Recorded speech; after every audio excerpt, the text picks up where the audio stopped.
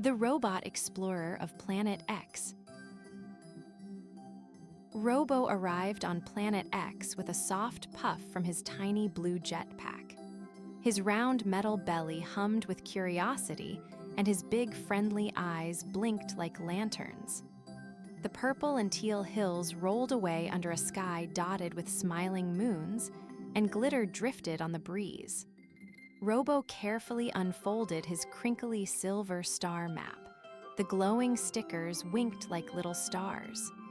He took a careful hop, checked his map, and whispered hello to the windy, wonderful world he was ready to explore. A happy bounce announced Fluff, the friendly alien pup, who tumbled from behind a sparkle-shaped boulder. Fluff's 3 ears perked up and the star-shaped tail wagged 100 tiny sparkles into the air. Robo's eyes widened with delight. He beeped a little hello and Fluff answered with a joyful bark that sounded almost like a tiny bell. They sniffed with polite robot and pup curiosity, then flopped down together on a soft patch of glittery grass to plan what to see first on Planet X. Hand in paw, they wandered toward the sparkle trees, whose glowing leaves chimed softly like tiny bells. The trees twisted and shimmered, their branches making little music every time the breeze moved. Light sprinkled across Robo's metal head and warmed his circuits with happy twinkles. Fluff hopped around the tree trunks in playful circles, and together they listened to the leaves sing. Tiny notes seemed to float down like confetti, and Robo decided Planet X had the friendliest music he had ever heard. A soft hum joined the chimes, and a little moonbug bounced into view. The moonbug's sparkly shell shimmered like a tiny disco ball, and its curious antennae tickled the air. It hopped up to Robo, tapped his foot, and made a friendly rumbling sound. Fluff tried to copy the hum with a tiny woof, and the moonbug seemed delighted. The three of them exchanged quiet greetings, each new sound folding into the next like a gentle puzzle being put together with giggles. Near the trees, they found a path of glow stones, smooth pebbles pulsing faint blue, pink, and gold. Each step brightened the path a little more, guiding them forward like tiny lanterns. Robo loved the gentle shimmer and carefully hummed to match the stone's pulse. Fluff pranced, leaving tiny paw prints that glowed for a moment and then faded like jokes told and giggled away. Together, they decided to follow the glowing trail, thinking it might lead to a special place on Planet X. A playful gust of wind whooshed down from a smiling moon, and oh no, the crinkly silver star map slipped from Robo's hands. The map twirled like a bird, stickers sparkling, and floated away toward a hilltop. Robo zipped his jetpack, but the wind was faster. Fluff leapt, the moonbug hopped, and the map danced over a ribbon of comet blue air. For a moment, everyone held their breath, hearts a little fluttery, then they whooped together and chased after the runaway map. They chased the map across rolling hills and under low cloud pillows. The sugar comet kite suddenly appeared, its bright ribbons snagging the map for a second before flapping free. The kite's ribbons trailed giggle light and swirled above them like a colorful comet. Robo reached up, Fluff jumped, and the moonbug did a heroic hop, but the wind played tag and kept the map just out of reach. Still, nobody felt upset. Planet X liked games, and the friends loved to play along. They climbed a glittery hill where the wind sang louder, and the kite did a looping dance. Robo puffed his jetpack for a helping hop, Fluff hopped higher with a giggle, and the moonbug performed a tiny flip that made everyone laugh. At the top, the map fluttered down and caught on a sparkle tree branch. It dangled like a silver leaf, stickers blinking shyly. Together, they hatched a gentle plan. Use kindness, cleverness, and a little wiggle to get the map down.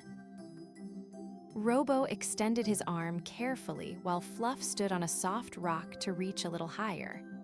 The moonbug climbed onto Robo's arm like a brave, tiny climber. The tree's glowing leaves chimed encouragement as a small shower of sparkles fell. With a soft tug and a polite beep, the map came free and floated down into Robo's hands. Everyone cheered with happy little noises. Wheels whirred, paws patted, antennae twinkled. The map was safe, and the friends felt proud of their gentle teamwork. They spread the map on a warm patch of grass and saw a new sticker glowing softly where they had just been. The glow made little pictures dance, a tree chime song, a trail of glowing pebbles, and a tiny star that looked like Fluff's tail. Robo marked the spot with a proud beep and added a sticker of a smiling moon. They planned more places to visit, more trees, secrets behind glittery rocks, and where the kite liked to loop. Adventure tasted like warm cocoa and giggles. Night began to curl over Planet X like a sleepy blanket, and the glowstones lit their path like friendly nightlights. Robo's eyes softened to a gentle glow as the moon smiled down. Fluff curled up with a little woof of contentment, and the moonbug tucked under a leaf that chimed a soft lullaby. Robo hummed a tiny tune and kept watch while his new friends slept, feeling warm inside even though he was made of metal. The planet hummed back a slow, happy song. Before bed, Robo gave Fluff a small sticker from his map to remember the day. Fluff's tail wagged like a tiny comet. They promised to find more adventures tomorrow and to always help each other. Robo whispered about faraway places he would one day show Fluff, and Fluff answered with a sleepy bark that meant, "Yes, please." The moonbug hummed the map's sticker spot into a tiny lullaby, and the friends drifted into sleep under the smiling moons and glittering hills. Morning unfurled like a ribbon of comet-pink light, and Robo checked his star map with a twinkle. Today, he would explore a shiny cave and then a valley where clouds played hide. Fluff hopped up with bright eyes, and the moonbug stretched its antennae in a happy wiggle. Together, they tasted dandelion sparkle petals for breakfast and giggled at bubble-shaped clouds. Planet X hummed around them, and Robo felt as if every small moment was a new, bright treasure to store in his memory banks. As the day closed on their week's worth of short adventures, Robo packed his little silver map with care. He had new stickers, new songs, and a heart full of friendshine. Fluff gave one last bounding hug, and the moonbug tapped Robo's wheel with a tiny drumbeat of goodbye. Robo puffed his jetpack for a gentle lift and promised, with a beepy little vow, to return. Planet X waved its glittery hills and smiling moons, and the friends waved back, already dreaming of tomorrow's play. Robo floated up, the tiny blue jetpack making soft puffs, while Fluff chased his shadow until it disappeared over a purple crest. The moonbug performed a cheerful flip and scattered a last shower of sparkles.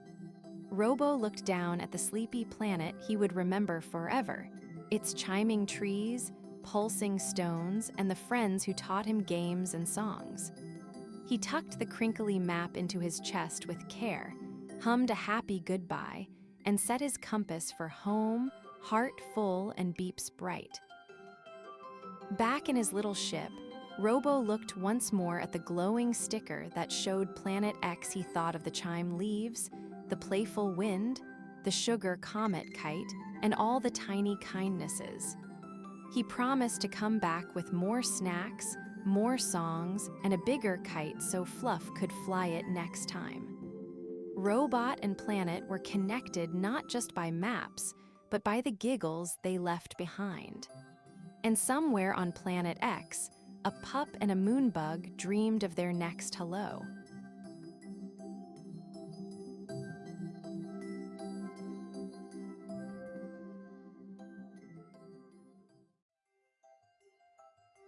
The day the toys came alive. Night folded like a soft blanket over Leela's room. The moon outside touched the curtains with silver fingers, and a small lamp hummed sleep songs. Leela curled up, hugged Teddy the bear close, and sighed a slow, content sigh. On the shelf, Rocket Car rested on its ramp, the wooden train waited on invisible tracks, and the music box sat ready with its tiny tune wound up. The room was quiet and sweet. Then, just as a star blinked twice, the toys stirred and opened bright little eyes. Teddy stretched button arms and whispered, "SHH, tonight we tiptoe." Rocket Car revved, tiny sound like a giggle. Patch Cat Plush blinked both button eyes and twitched its embroidered tail as though it were ready to pounce on a moonbeam. Puzzle blocks wobbled together to make a tiny stage. The music box opened one careful note that floated like a feather. Everyone smiled a little because they had a gentle plan: to play a secret, small show for their friend Leela while she slept on and dreamed. They began with a parade. Rocket Car zipped a soft loop, leaving a line of little laughter sounds. The wooden train chugged along an imagined track, choo-chooing in tiny, polite bursts. Puzzle blocks tumbled into letter towers, and each block clapped its painted face when it landed. Cupcake Robot winked its spun sprinkle eyes and marched with a bouncy hop. The room hummed with careful joy. Even the moon lamp smiled, casting a round golden puddle on the floor where the toys danced and spun. Halfway through their little show, a soft problem popped up. The rainbow kite toy, resting by the bedpost, had a bent stick and a droopy tail. "Oh dear," said Patch Cat Plush, tiptoeing over, "we cannot have a sad kite on stage." Teddy nodded and said, "We mend it together." Rocket Car offered a sticker for the tail, Wooden Train nudged a puzzle block to use as a splint, and Cupcake Robot whirred to fetch a tiny ribbon. They worked with slow, careful paws and patient clanks until the kite stood proud again. With the kite mended, the music grew. The music box played a soft tune that smelled like honey and warm mittens. The tune told a story of star puddles and friendly clouds. Teddy hummed a hum solo, Patch Cat Plush twirled, and Rocket Car gently pushed the kite into a pretend breeze. The wooden train kept time with a careful clack-clack beat. The toys listened to one another and learned little rhythms, like how to slow the parade so it would not wake Lila's slow, moon-breathing sleep. A small adventure followed outside the bed's edge. A shadowed carpet hill became a mountain to climb. Teddy led the way, using a patchwork blanket as a rope. Rocket Car rolled like a brave explorer, the wooden train chugged each step, and the puzzle blocks built tiny footholds. They sang soft songs about brave crumbs and kind clouds while their tiny feet and wheels carried them up. At the top, they found a secret. A shiny coin tucked under the rug's fringe, a tiny treasure left by a moonbeam long ago. The treasure coin made everyone giggle. Cupcake Robot did a tiny victory spin, scattering sugar sparkle noises. Teddy held the coin to the moon lamp light and it shimmered like a tiny sun. "It can be our star," whispered Patch Cat Plush, tucking it gently inside a block tower. They sang a whisper song and marched back down, careful not to wake sleeping toes. Their footsteps were small, but their hearts felt grand. The room held them like a secret friend, and everything felt soft and safe. Later, the toys decided to put on a tiny play. Puzzle blocks became trees, the music box grew a ribbon dress, and Teddy took the role of a gentle giant who could only speak in kind hugs. Rocket car zipped lines like speedy wind, while wooden train puffed wise old choo-choos. Patch Cat plush performed a silly tumble that made everyone clap. They practiced soft bows and polite whispers so their applause would be felt more than loudly heard. It was a show for moonbeams and for their favorite friend asleep in the bed. The tiny play was a gentle success. Toys bowed and the moon lamp blinked like a lantern clapping. Leela did not wake, but somewhere in her dreams she laughed softly and turned. The toys whispered that this was the most important applause because a smile in a dream is very real. They all agreed to tuck their props away. Rocket car rolled the music box ribbon back. Puzzle blocks stacked into a neat tower, and Teddy wrapped the little coin in a soft blanket leaf, hiding it safely in the block tower treasure chest. Suddenly, from the hallway came a tiny sound like a sniffle. The toys froze.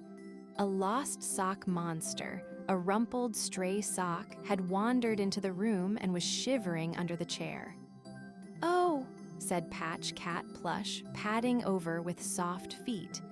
Teddy offered his own little scarf. A ribbon and cupcake robot hummed a warm tune. The sock monster sniffed, and when the music wrapped it like a blanket, it stopped worrying. The toys learned that kindness could mend more than broken kites. It could warm a tiny lost thing's heart, too. After they helped, the toys felt sleepy in a good way. The music box played the slowest song it had, like a lullaby made of feathers.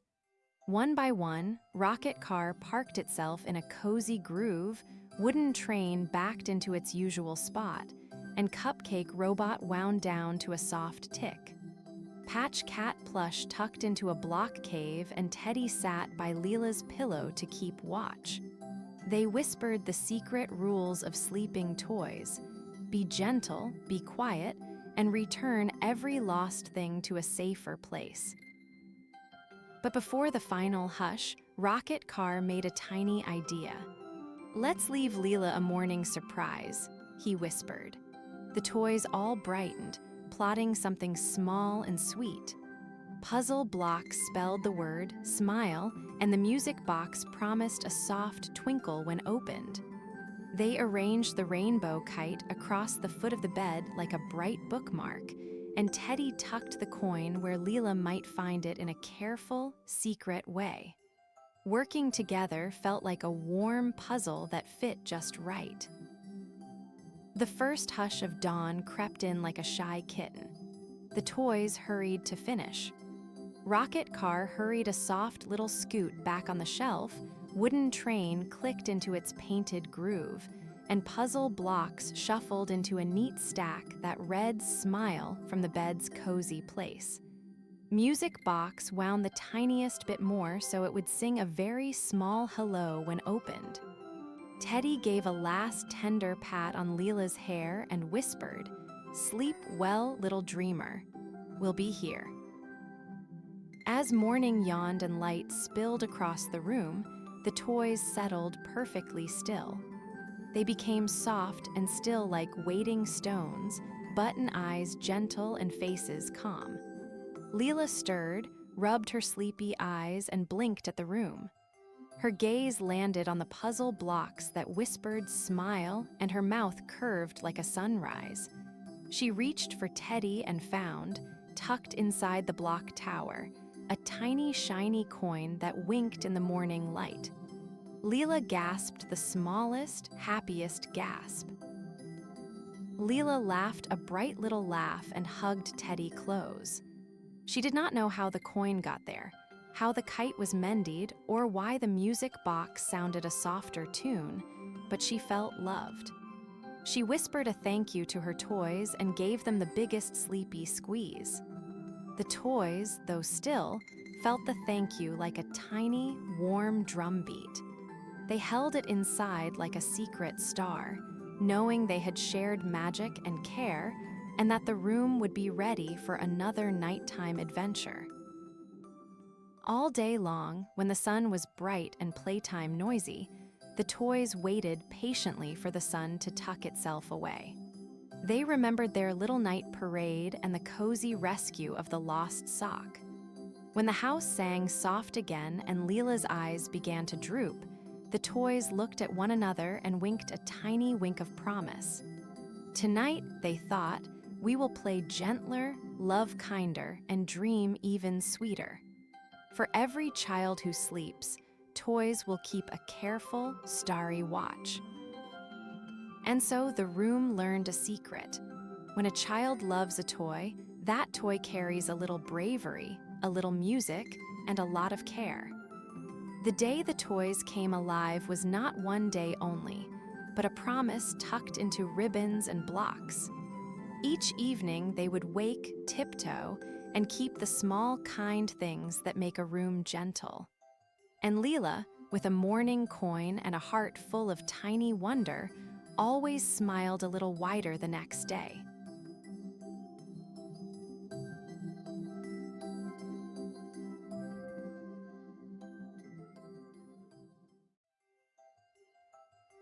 The monster under the bed's big surprise. Every night when the lights go down and the moon paints the carpet with silver stripes, Pip pulls the blanket up to the chin and listens. There is a tiny thump, a whispery rumble, then a small sound like someone counting socks. Pip thinks, what if there is a monster under the bed? This thought wiggles like a tickle. Pip imagines scary shadows, big teeth, and thunderous roars, but the house smells like warm toast and safe bedtime instead. Night after night, Pip pretends to sleep with one eye open. Little noises come from under the bed. A shuffle, a soft humming, a tiny tap like someone placing a cup. Pip listens closely and hears muffled singing, 2 notes then 3. The singing is silly, not scary. It sounds like someone practicing a song about socks and spoons. Pip wiggles the toes and thinks, maybe a tiny friend lives there. Pip imagines what a tiny friend might like for a snack. One night, Pip decides to check. Quiet as a mouse, Pip slides off the bed and kneels down. The air smells like warm cinnamon and clean laundry. Pip leans closer and whispers, hello? The whisper returns in a soft echo, hello, Pip. A tiny face with twinkling eyes peeks from the dark. It is not teethy or scary. It is round and furry with little horns and a shy grin. The monster says its name in a small voice, I am Muffin. Muffin waves a sticky paw and holds a tiny paper hat. Muffin is not a scary monster at all.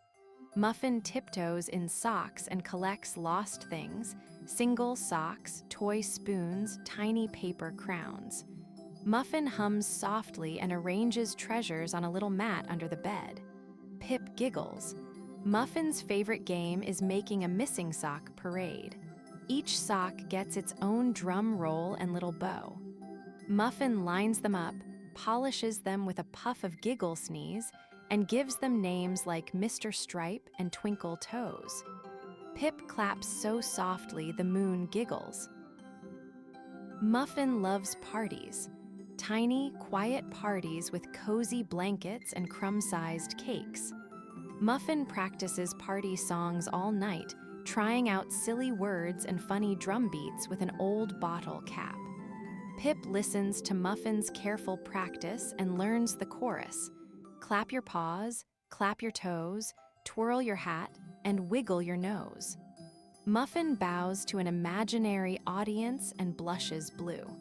Sometimes Muffin forgets to be quiet, and Pip laughs so hard the room shakes like a giggling jelly. Pip decides to help with the big surprise. SHHH, Pip whispers and reaches into the toy box for a paper hat. Together, they fold tiny hats from the last page of a storybook. Muffin giggles and ties a tiny ribbon around a sock. The two of them color a banner with crayon stars and hang it on a string made of floss. Muffin makes a list: 1 hat, 1 sock stage, 1 soft drum, and 1 guest, Pip. Pip feels brave and excited, heart thumping like a little frog. The next night, Muffin whispers that the big surprise will happen when the clock shows sleepy 12. Pip pretends to snore with great gusto and waits. Muffin scurries. Soft feet patter on the floor, tiny lamps flicker, and the banner floats up like a shy cloud. Then Muffin taps Pip's foot. Now, Pip blinks and sees the room gently glow.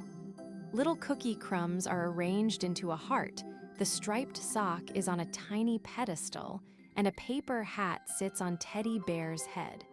Pip feels warm all over. Suddenly, Muffin begins the party song with the practiced chorus. Pip claps paws and toes, well, hands and toes. They tap the bottle cap drum and march in a slow, wobbly parade around the bed. Muffin leads, wobbling with proud, tiny stomps while Pip hums along. The moon leans close to listen. Even Teddy Bear bounces his stitched knee. Outside, the color of the night seems to hum along in soft blues and sleepy pinks. The room feels like a giggle wrapped in a blanket. At the end of the parade, Muffin presents the biggest surprise of all. Muffin hands Pip a tiny box tied with a crumbly ribbon. Inside is the missing sock, clean, starry, and smiling as if it had been on a very good trip. Pip blinks and hugs the sock to the chest. Muffin says, "I found it on the laundry line road." Pip laughs and thanks Muffin with the biggest, slobbery hug a tiny person can give. Muffin blushes teal and giggles until the giggles turn to sleepy yawns. Morning comes with a gentle tippy-tap of sunlight. Pip wakes with a smile and sees the banner drooping like a sleepy flower and the tiny hats in a cozy pile. The sock sits proudly on the bedside table. Pip tells the family about the monster under the bed. Pip's voice is bright and brave. "Muffin is my friend." The family laughs, brings a muffin, real, sweet, and warm for the tiny guest, and helps Pip leave a small note by the bed that says, "Thank you, Muffin." Muffin peeks out one last time, shy and proud. Muffin leaves quietly when the house is awake, carrying tiny crumbs and a little bundle of giggle dust. Pip waves and promises to visit every night. Sometimes they leave a single cookie on the mat, and sometimes a crayon drawing. The house keeps both secrets and smiles. Pip learns that not every monster is scary. Some are helpers of lost things, keepers of quiet parties, and best of all, friends who love tiny surprises. That night, as Pip pulls the blanket tight and the moon hums outside the window, Pip feels a soft bump under the bed, the sound of socks practicing their bows. Pip smiles wide and whispers into the pillow, "Good night, Muffin." Under the bed, a small voice answers sleepily, "Good night, Pip." The big surprise was not that a monster lived there, but that the monster was a friend with party plans, kind paws, and a very good memory for missing socks. Pip drifts to sleep on a cloud of giggles.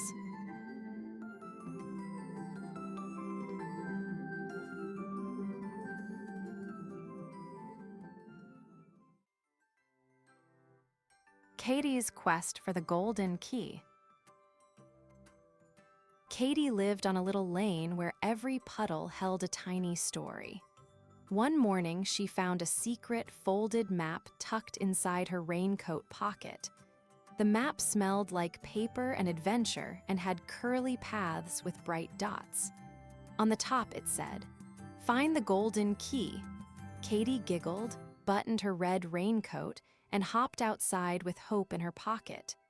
She waved her hand, and the map's friendly arrow seemed to wink, promising that a new friend might be just around the corner.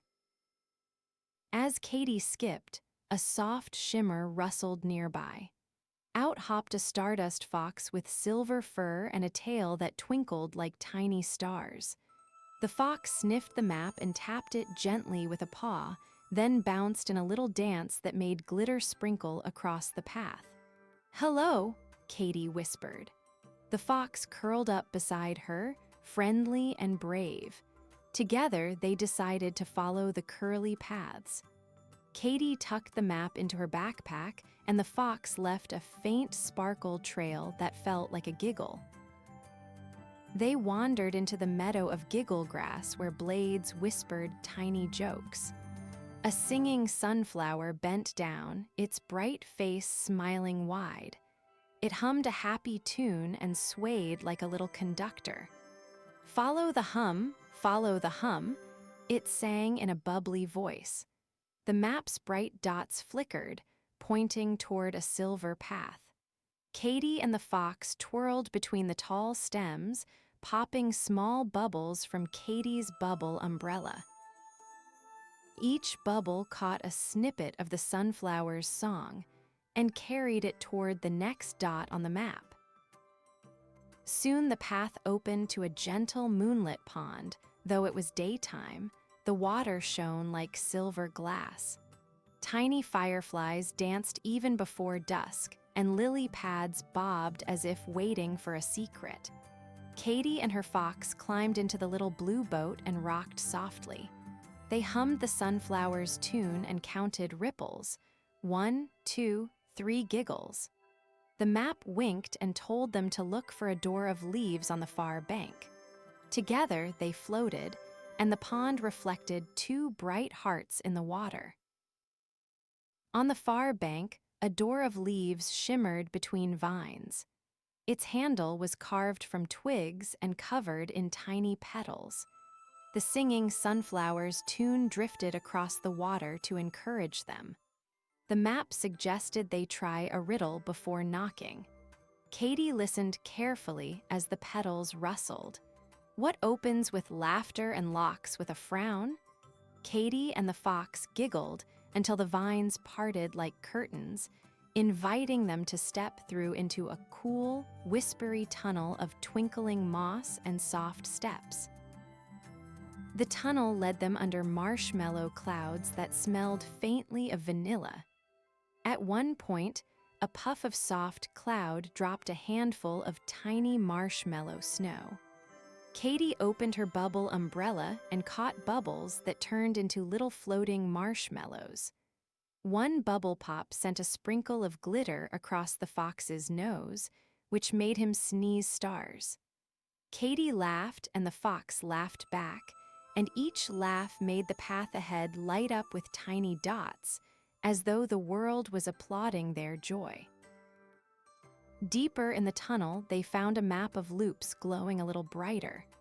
Its curly paths now had extra squiggles that pointed to a cave where echoes kept secrets.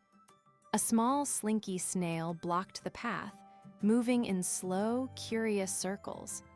Katy politely asked to pass, and the snail gave a tiny bow, sliding aside. The fox tapped the map with a paw to read the next hint, and a friendly arrow winked, directing them with a happy little blink toward a cave that sounded like a lullaby. They tiptoed into the cave of echoes where every sound was painted back in colors. Katy whispered, "Hello," and the cave sang a ribbon of pink giggles. The fox clapped and blue echoes shimmered around them. Following the echoes, they found a tiny wooden chest tucked on a shelf of moss. The lid was closed with a little clasp that shimmered faintly but would not open. Beside the chest, a small note read, "Only the golden key can make the light spill out." Katy peered into the chest, imagining tiny suns and secret songs inside. They searched high and low but found no key. The map's arrow turned a tiny loop and pointed toward the hill of whispering rocks where everyone said the stars liked to nap. The fox led the way, leaving a glittering paw trail. Katy hummed the sunflower's tune to keep brave, and the rocks replied in soft clinks, guiding them up a gentle slope where moonbeams seemed to sit like cushions on the grass. At the hilltop, a sleeping moon smiled down and a single star had slipped from its pocket, twinkling softly in the grass. The star floated toward Katy and brushed her forehead like a warm feather. Suddenly, the golden key appeared, nestling inside a curl of grass and glowing like a waking yawn. Katy's heart thumped with happy surprise. The fox danced in little circles, sprinkling stardust, and Katy reached out with careful fingers. The key felt warm, like holding a small sun in your hand. With the golden key clutched in her palm, Katy raced back to the Cave of Echoes and the little wooden chest. The key hummed in time with the cave's colors. With the fox watching, Katy turned the key in the tiny clasp. Click! Light spilled out like warm honey. Inside were not pennies or toys, but a tiny glowing storybook and a handful of lullaby light. The book opened to show pictures that came alive. A dancing sunflower, a laughing pond, and the two friends right there, smiling up at Katy and whispering, "Share us." They read the tiny storybook together under the bubble umbrella, which now sparkled with the chest's glow. Each page told of kindness and how small adventures grow when shared. The singing sunflower popped its head through the cave entrance to sing a lullaby. The fox snuggled into Katy's lap, warm as a mitten, while fireflies from the pond floated around like tiny lanterns. Katy felt sleepy and full of gladness, knowing she had followed the map and found something kinder than treasures, a warm story to share. When it was time to go home, Katy tucked the tiny book into her backpack and gently placed the golden key in a secret pocket where it would stay warm. The stardust fox curled its tail around Katy and left a last sprinkle of stars on her cheek. They waved goodbye to the sunflower and the pond, promising to return. On the lane home, Katy hummed a tune from the book, and the map, which had folded itself neatly, gave one last friendly wink as if to say, "Until the next adventure." That night, Katy climbed into bed with the glow of the storybook peeking from her bag. The golden key lay safe, and outside her window the moon hummed the sunflower's tune. Katy's eyes grew heavy, filled with starry dreams of maps and sparkles. She thought about how the golden thing had been found by kindness, giggles, and a brave little heart.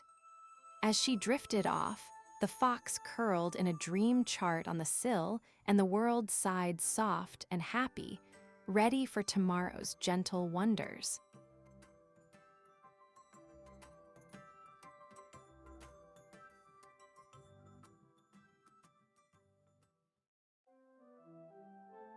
The Twin Dragons of Silver Mountain. Silver Mountain was not tall, but it sparkled like a secret. Each morning, the hill shimmered in silver mist, and the meadow hummed with tiny songs. Atop the mountain lived two very small dragons who were twins. Sill's scales shone like coin light, and Myra glowed like early evening. They were so small they could curl on a dais of dandelions. They loved to play, to chase cotton cloud tails, and to listen for the quiet tinkle that told them the day was beginning. Down in the valley lived a little child named Milo who loved to explore. Milo had a small satchel with a mitten, a crumb of cake, and a warm scarf. He looked up at Silver Mountain every day and wondered what the shy dragons did. One quiet afternoon, when the sky smelled like apple pie and the air was cozy, Milo decided to climb. He tiptoed past daisies and pebbles, singing a small, brave song to keep his feet steady up the silver slopes. Near the top, Milo found a tiny bell on a cloud branch. It was a silver bell that sounded like laughter when the wind touched it. Milo rang it softly, and far above, the twins heard a tinkling giggle. Syl peeked through a cloud, and Myra hummed back a soft answer. The twins fluttered down, curious, their wings pattering like paper. They sniffed Milo's scarf and giggled. "Hello," they said in little dragon voices, and Milo's heart felt as bright as a button. The twins loved visitors. They showed Milo how to tuck a cloud blanket into a pocket and how to make a wind whistle from a reed. Myra hummed a lullaby that sounded like tiny rain, and Syl taught Milo a hopping game that made daisies clap. Milo clapped too and laughed. The three friends sat in a circle, and the mountain felt soft and safe. They shared Milo's crumb of cake and told tiny stories about moon beasts that wore slippers and stars that took naps. But that evening, something small and important was missing. The top of Silver Mountain's side, because its little moon pebble had gone dim. The pebble usually glowed like a soft nightlight and kept the mountains sparkle. Without it, the stars in the hill's sky felt sleepy. The twins tilted their heads and Milo frowned. They decided to find the pebble. "We will look together," Myra said, blowing a hopeful little puff. And that is how their gentle adventure began under a sleepy sky. First, they checked the mirror pond where the moon liked to peek. The pond showed quiet faces and soft thoughts. The surface was still as glass and held a single flicker of star. Milo leaned over and saw his own wide eyes, the twins, small faces, and a pale shimmer that might be the pebble far below the water. They whispered plans. Syl suggested they sing the pebble's name. Myra tapped a tiny tune. Milo hummed along, and the pond twinkled as if listening. The song led them to a maple tree where a leaf had fallen into a silver stream. On that leaf, a tiny maple leaf boat floated toward a bend. Maybe someone found it and took it for a sail, Milo wondered. The twins hopped on the stream's edge and peered. The boat rocked like a sleepy boat. A soft voice from the water said it had seen a glow drift by earlier, toward the little hollow where the lantern flower wakes. They hopped onto the boat and drifted like small, brave sailors. The lantern flower opened its petals like a tiny sun and told them it had kept watch all night. It had seen a soft light bounce across the moss toward a cozy burrow under a rock. "It looked sad and small," the flower said with a drowsy glow. The friends thanked the flower.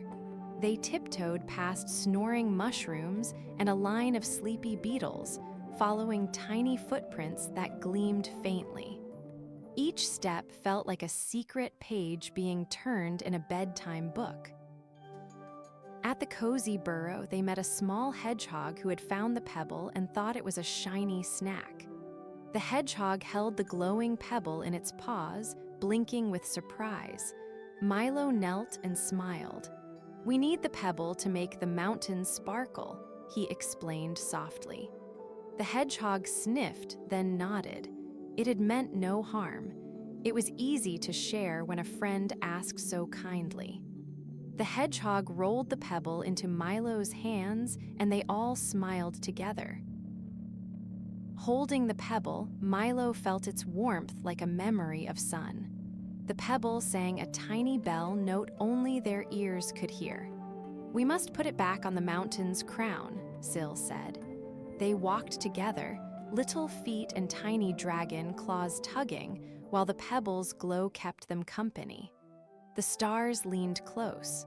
When the path seemed steep, Myra hummed and her glow wrapped around Milo like a tiny blanket.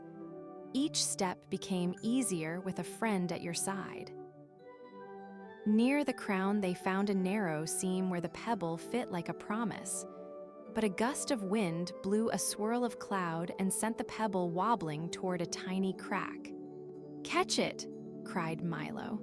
Syl leaped, Myra swooped, and Milo stretched his small hands. For a breath, they all held their breath.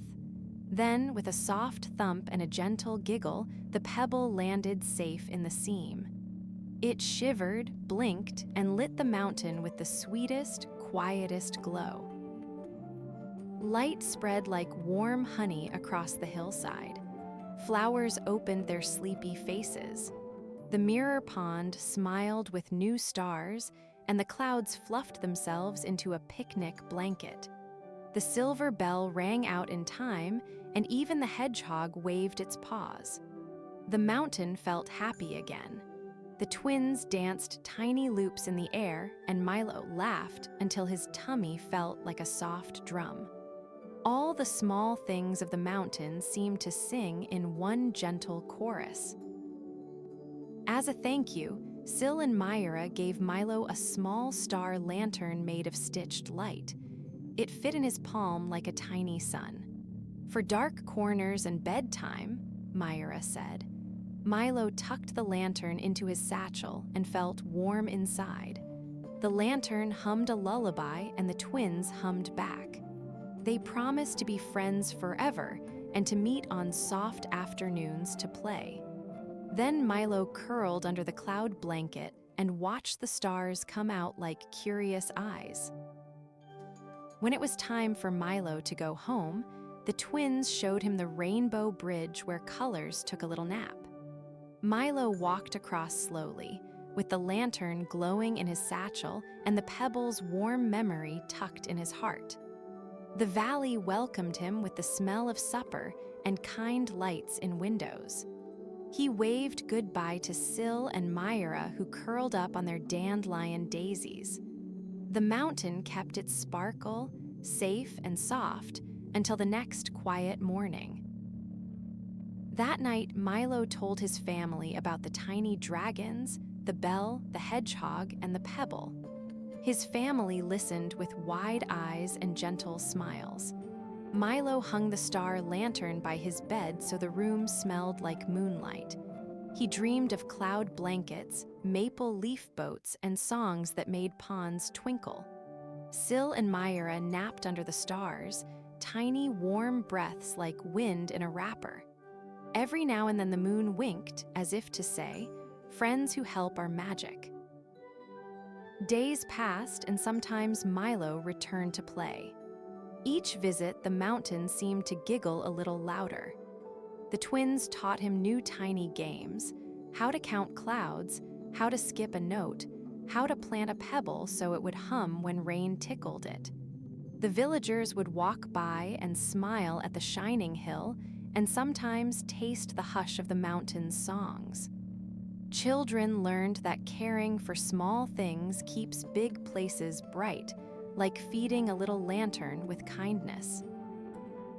One evening, the moon leaned close and the twin dragons lay on their backs watching its face.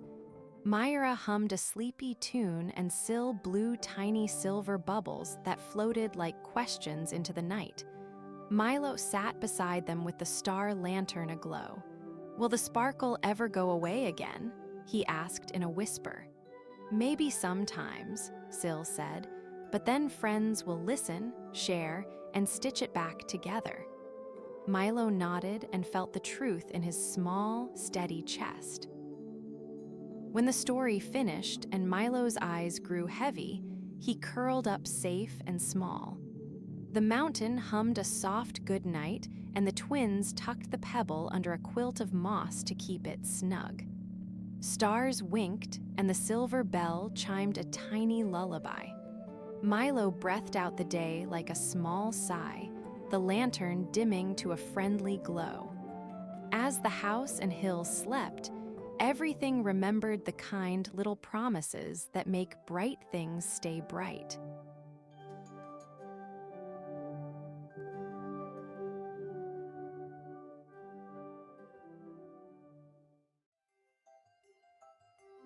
Sammy's Spectacular Circus Surprise. Sammy lived in a cozy oak tree at the edge of a small green yard.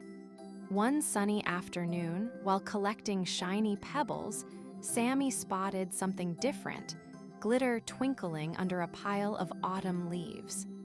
He brushed the leaves aside and found a tiny golden ticket with a little moon on it. The ticket smelled faintly of sugar and whispered of surprises. Sammy's nose wiggled with excitement. His little heart buzzed like a jar of busy bees. He tucked the ticket behind his ear and hurried to tell someone, imagining bright colors and music. Sammy scampered to his friend Millie's tiny doorway. Millie the mouse loved surprises and shiny things. When Sammy showed the ticket, Millie clapped her paws and blew a cheerful whistle that sounded like a bright bell. Together, they read the tiny letters, "Backyard Circus Tonight." "Bring friends." Millie's sparkly hat tipped jauntily as she imagined costumes and tiny drums. They hopped, twirled, and decided to invite everyone. They scribbled little notes and left them on the oak and the garden fence, their giggles echoing like tiny bells. Benny the bear cub found his invitation tucked under a pile of soft leaves. Benny loved balancing and big hugs, so he practiced wobbling on a log right away. Tilly, the stripy kitten, pounced into the garden chasing a bouncing balloon and squealed when she saw the paper.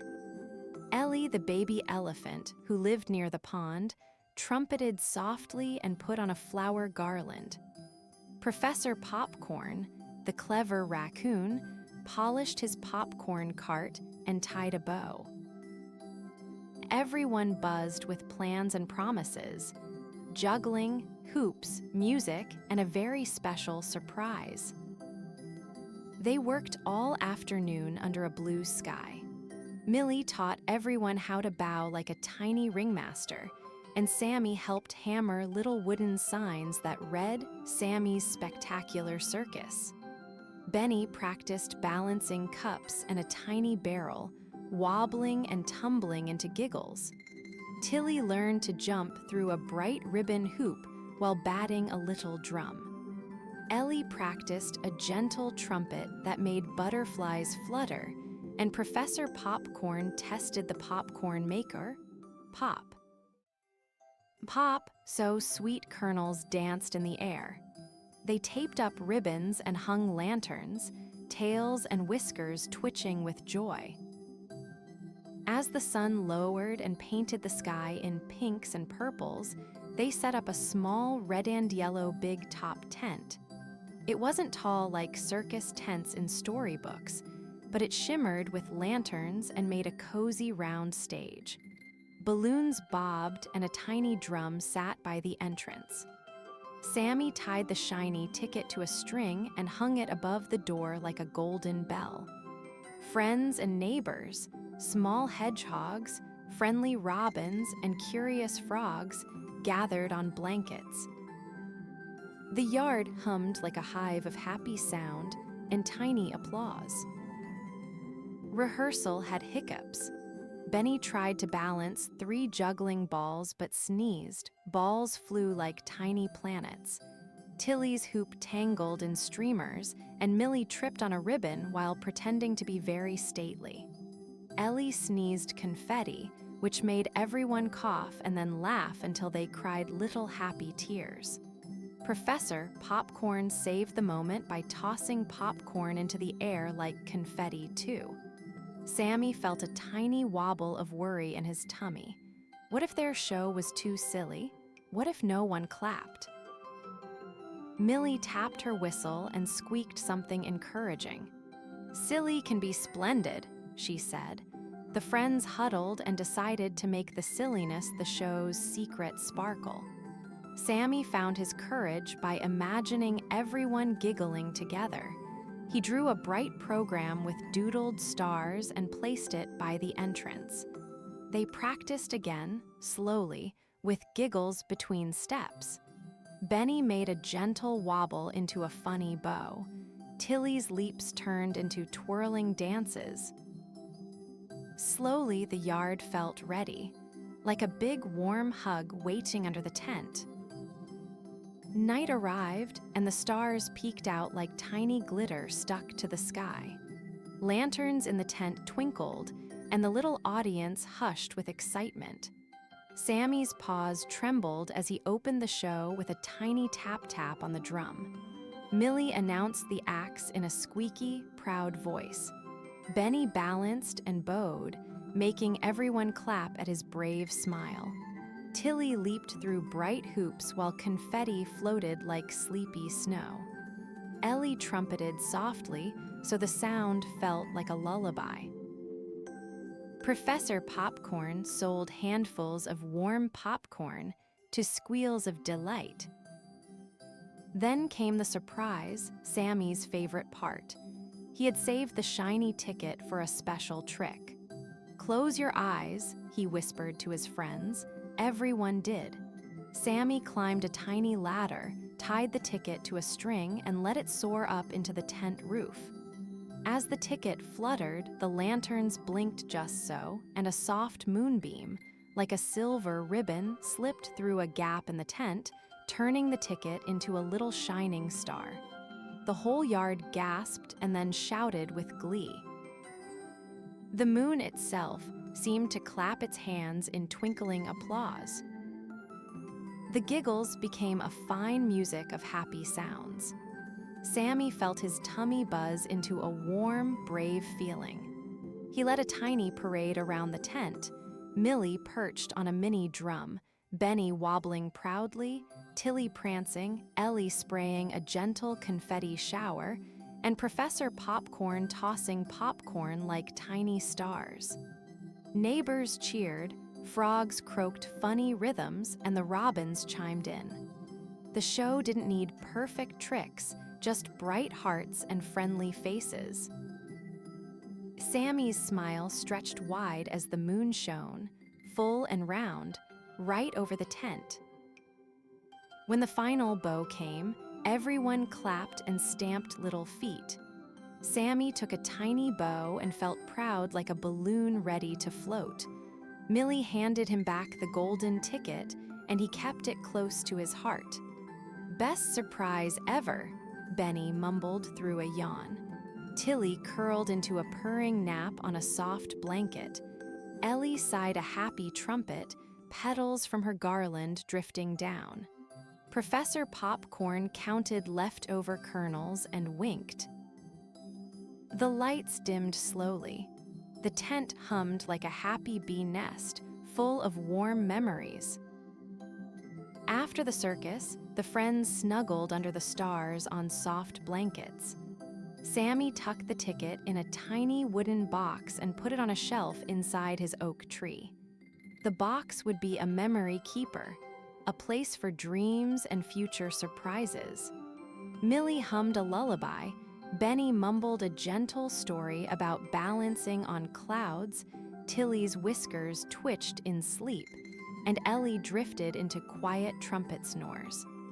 Professor Popcorn packed up his cart with a sleepy smile.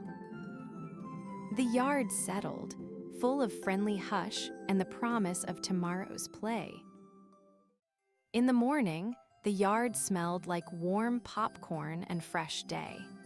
Sammy peeked out and smiled at the wooden box. He knew the circus had been small but spectacular because everyone shared their best, sillies and all.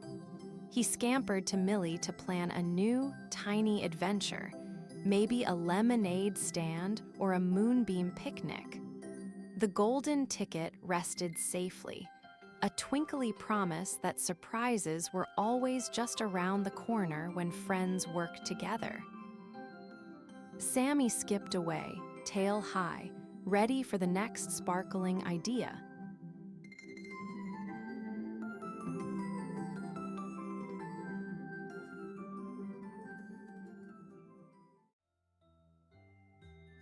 The girl who painted city skies.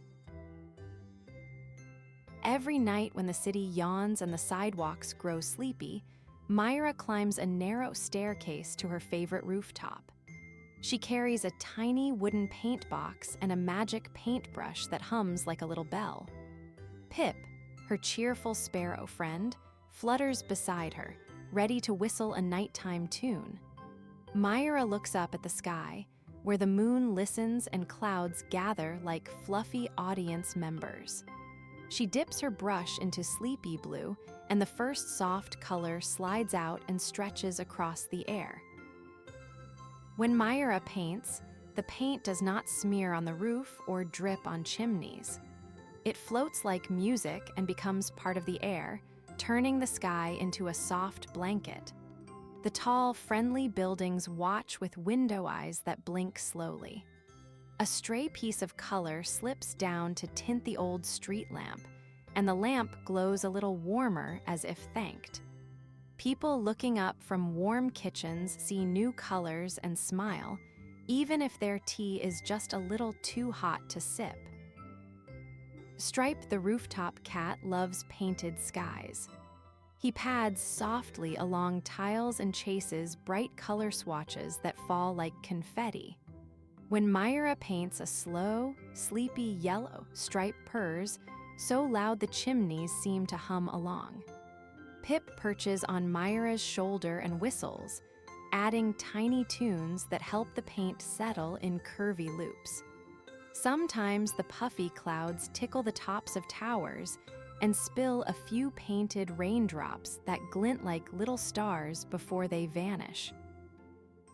One night, Myra opens the jar labeled Moon, and the paint smells faintly of lullabies. She sweeps the brush and the moon brightens, smiling a silver smile. Windows open little by little as children press warm hands to glass to see the new colors. The magic paintbrush hums more strongly and leaves trails that look like ribbons of night and friendlier stars. Even the dogs 3 streets over wag their sleepy tails, because color seems to tell them it is almost time for dreams. The city loves Myra's paintings. A baker hangs his kettle by the window in admiration. A tram conductor whistles a gentle tune. Even the old street lamp seems to lean in. But one evening, a gray fog arrives, heavy and hushed. It slips between chimneys and wraps around antennas. It doesn't have a voice, only a soft, spreading gray that tries to hide the colors Myra has been painting. Myra feels her brush tremble as the fog cools the air and dulls the brightest hues. Myra does not want colors to vanish. She knows the city needs them to dream. She takes a deep breath and whispers to her paintbrush, "Sing with me." The brush hums like a tiny songbird, and Pip answers with a bright whistle. Myra opens the jar marked rainbow and dips the tip. This paint tastes of giggles and sunbeams in her imagination. She swirls and paints a wide, brave arc that reaches from chimney to crane and back again. The rainbow paint does something wonderful. It tickles the gray fog, and the fog cannot help but laugh. When it laughs, little gaps open and color peeks through. Myra paints another arc, and then another, until the sky looks like a ladder of colors for sleepy stars to climb. Buildings lean forward like friends watching a parade. Stripe bats at a falling smear of purple, Pip whistles a proud tune, and people on balconies clap quietly so they do not wake tiny babies. As the colors return, the moon leans down and listens to Myra's small, soft humming. Stars wink awake and the painted sky hums back. The city breathes out a happy, sleepy sigh. Myra feels tired at the edges of her paint-splattered sleeves, and she knows it's nearly time for her own bedtime. She places the magic paintbrush gently into the tiny wooden paint box, which closes with a soft click as if singing good night to the brush. Before Myra climbs down from the rooftop, She paints one last small thing, a tiny door of gold on a cloud, just big enough for a whisper to slip through. She hopes the whisper will find anyone who needs courage in a dream. Pip tucks his head under a wing, and Stripe curls his stripe around a paint swatch. The old street lamp pours a warm puddle of light down the stairwell, lighting their steps so they go home with gentle feet and bright hearts. At the bottom of the stairs, the city seems softer, wrapped in Myra's painted sky. People fold their hands around mugs and read stories by windowlight. The moon keeps a gentle guard, and the stars hum a lullaby only the sleepy can hear. Myra tucks away her paint box and dreams of tomorrow's colors. Maybe a laugh yellow, a quiet green, or a giggle pink. Pip dreams of flying between ribbons, and Stripe dreams of chasing the brightest red dot. When the morning tucks in and the first sleepy sun tiptoes up, the painted sky keeps its secret for those who remember to look. Myra learns that painting the sky was not only about colors. It was about sharing small, brave gifts of wonder so everyone could dream a bit kinder. Each night she will climb again, brush humming, friendship at hand, to paint city skies that help the whole town sleep with a smile. And the moon will always listen, waiting for her next song.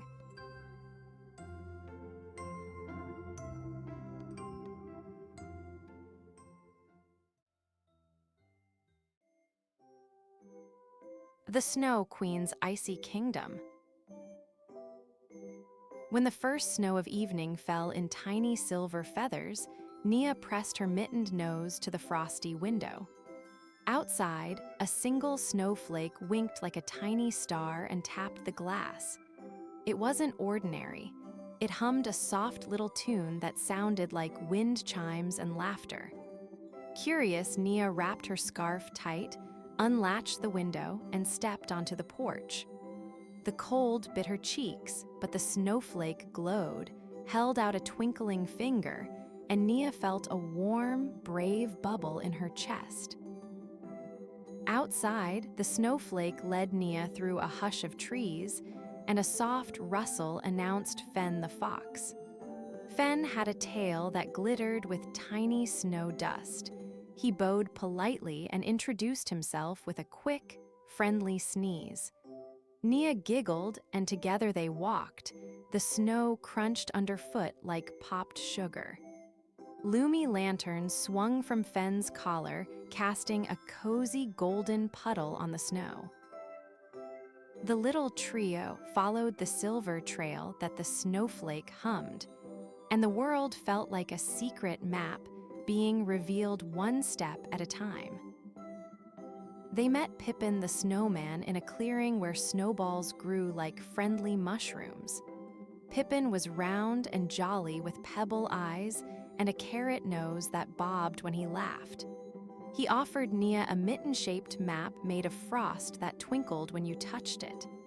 The map pointed toward the icy castle and danced with tiny lights, like a little parade of stars. Above them, the aurora ribbon stitched bands of color into the night, humming a song that made the snow prance and the trees sway gently. At the edge of the forest, they found a gate carved of clear ice that chimed when the breeze passed through it. Beyond the gate rose the icy castle, towers like glass, balconies like lace, and stairways that shimmered with frost. Frosty spires caught moonlight and turned it into 1,000 tiny lanterns. Nia put her mitten to the gate and heard the castle breathe like a sleeping giant that liked to dream in glitter.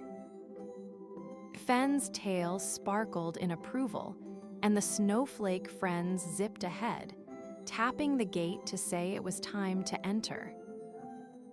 Inside the castle, the halls hummed with music made of cold and light. Statues of snow foxes nodded their heads, and tiny ice chandeliers chimed lullabies. At the heart of the palace stood the Snow Queen, tall and gentle, her robe rippling like moonlight over a frozen lake. Her crown of icicles tickled the stars, and her eyes were kind, the sort of eyes that make you feel safe even when you're far from home. She bowed to Nia and invited the little explorers to a winter walk through the kingdom. The Snow Queen explained that every snowflake in her kingdom was a tiny story. She opened a little box and released dozens of twinkling snowflakes that danced like butterflies. Each one hummed a different tune and painted a tiny picture in the air. One showed a sled ride, another a laughing dog, another a warm kitchen where cookies waited. Nia reached out gently, and one snowflake landed on her mitten and told her a short, secret song. It sounded like bells wrapped in velvet, and Nia's heart felt full. They walked to a frozen river that sang as they slid across it like a music box. The ice made giggling notes beneath their skates, and Fen did a little twirl that shook loose a flurry of glitter from his tail. Pippin joined them, rolling and tumbling, making snow angels that winked when the aurora traced them in color. The castle clapped with soft icicle sounds as the Snow Queen led a gentle dance, and even the lantern light in Lumi's glow stepped in time with their feet. Then, the Snow Queen lifted both hands, and the whole sky blossomed into a grand aurora. Bands of color braided around the moon and shimmered down like ribbons. The music swelled into a bright, laughing song, and every snowflake joined in, spinning and sparkling. Nia clasped Fen's paw and felt the world turn round with gentle speed, like a carousel of light. The Snow Queen spun too, and her crown scattered starlight like confetti across the world. The moment was dazzling and warm all at once, so full of wonder that Nia could only clap and sing along. After the music slowed, the Snow Queen led them to a tiny table carved from moonbeam ice where a moonlit teacup waited. She poured something quiet and warm into it, the light of a soft moonbeam, and offered each of them a sip.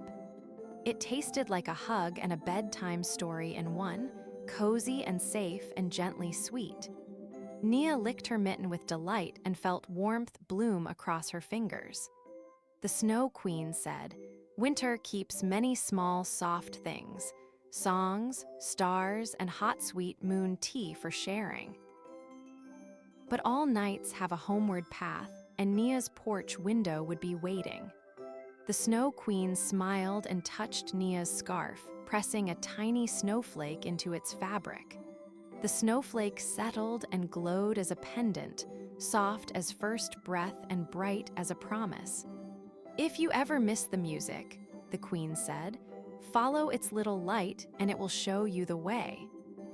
Fen curled up beside Nia, and Pippin gave a silly little honk, and everyone hugged her like a mitten made of friends.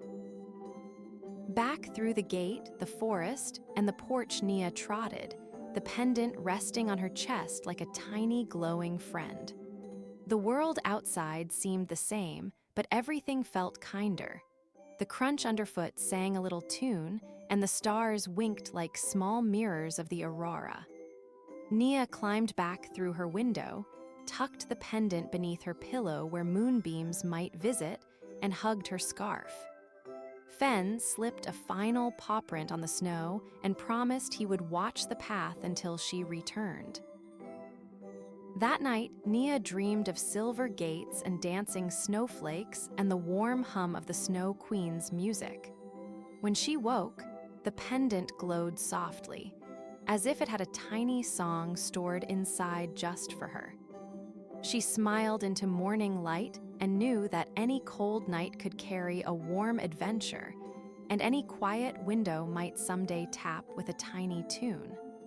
She put on her scarf and left a crumb of cookie on the sill for Pippin, in case he came to visit, and hummed the winter song all day. From then on, Whenever the wind made chime-like noises or the moon leaned close, Nia would touch her pendant and whisper, "Hello." Sometimes a single twinkle snowflake friend would answer. Sometimes Fen would pad softly beneath her window. And sometimes the Snow Queen's music would float by on the air like a lullaby. Nia learned that magic was quietly patient and that kindness made cold places twinkle. She kept the pendant safe and saved her curiosity for the next time the world tapped her window.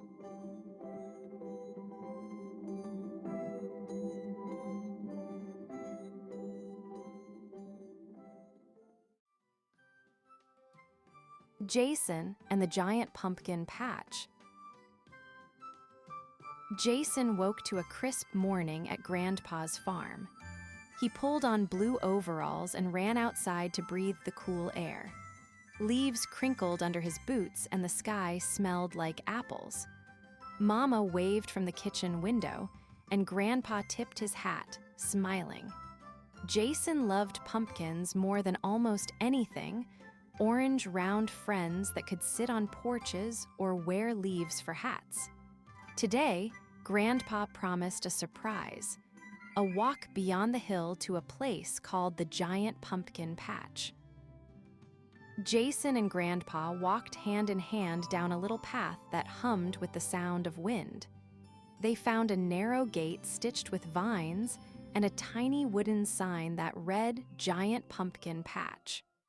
The grass tickled Jason's ankles, and he felt his heart beat like a small drum. Midge, the tiny mouse, darted across a stone, twitching a tiny scarf as if to say hello. The soil smelled warm and sweet, and somewhere far inside the field, a soft glow winked like a secret. They stepped into a hum not loud, but like many small bells. Pumpkins of every size dotted the field, some as tiny as apples, others as big as carts. One pumpkin near the path had a friendly carved smile and gentle eyes that seemed to blink. Jason pressed a small hand to it. "Hello," he whispered. The pumpkin answered with a little rumble and a warm glow. Grandpa chuckled. "That's Poppy," he said. "Poppy loves visitors and songs." Jason grinned and started to sing. The friendly scarecrow nodded from a row of corn stalks, and the golden bee hummed above like a tiny conductor. Around them, pumpkins swayed and softly hummed back when Jason sang. Midge, the tiny mouse, danced across a vine, making Jason clap, and the wheelbarrow leaned patiently by a path. Everyone in the patch seemed to work together. Pumpkins tucked their stems close, vines braided gently, and the moon, high even in daytime, watched like a silver friend. Jason felt he had stepped into a giggling garden. A small seed rolled from a big pumpkin and landed near Jason's shoe. It wobbled like it was shy. Jason picked it up gently and held it against his palm. "We should help it," he said. Grandpa fetched a little patch of soft earth, and Mama brought a warm cup for Grandpa, but left Jason the tiny spade. Together, they planted the seed in the soft ground, speaking kind words as they patted the soil. Poppy glowed brighter, as if giving a tiny thank you wink. Day melted into evening, and lanterns were lit in mason jars on the farmhouse porch. The pumpkins in the patch shimmered like stars on the ground. "Tomorrow is the village parade," Grandpa said, folding his hands. Jason's eyes shone. He imagined a pumpkin big enough to carry music and laughter through town. Poppy rolled a little closer and seemed to nod, as if understanding every wish. Excitement fizzed in Jason's chest like sparkles. He and his new friends began to plan with soft, excited whispers. On parade morning, ribbons fluttered and the festival banner hung proud. The village gathered, chattering and smiling. The plan was simple: decorate Poppy into a friendly float.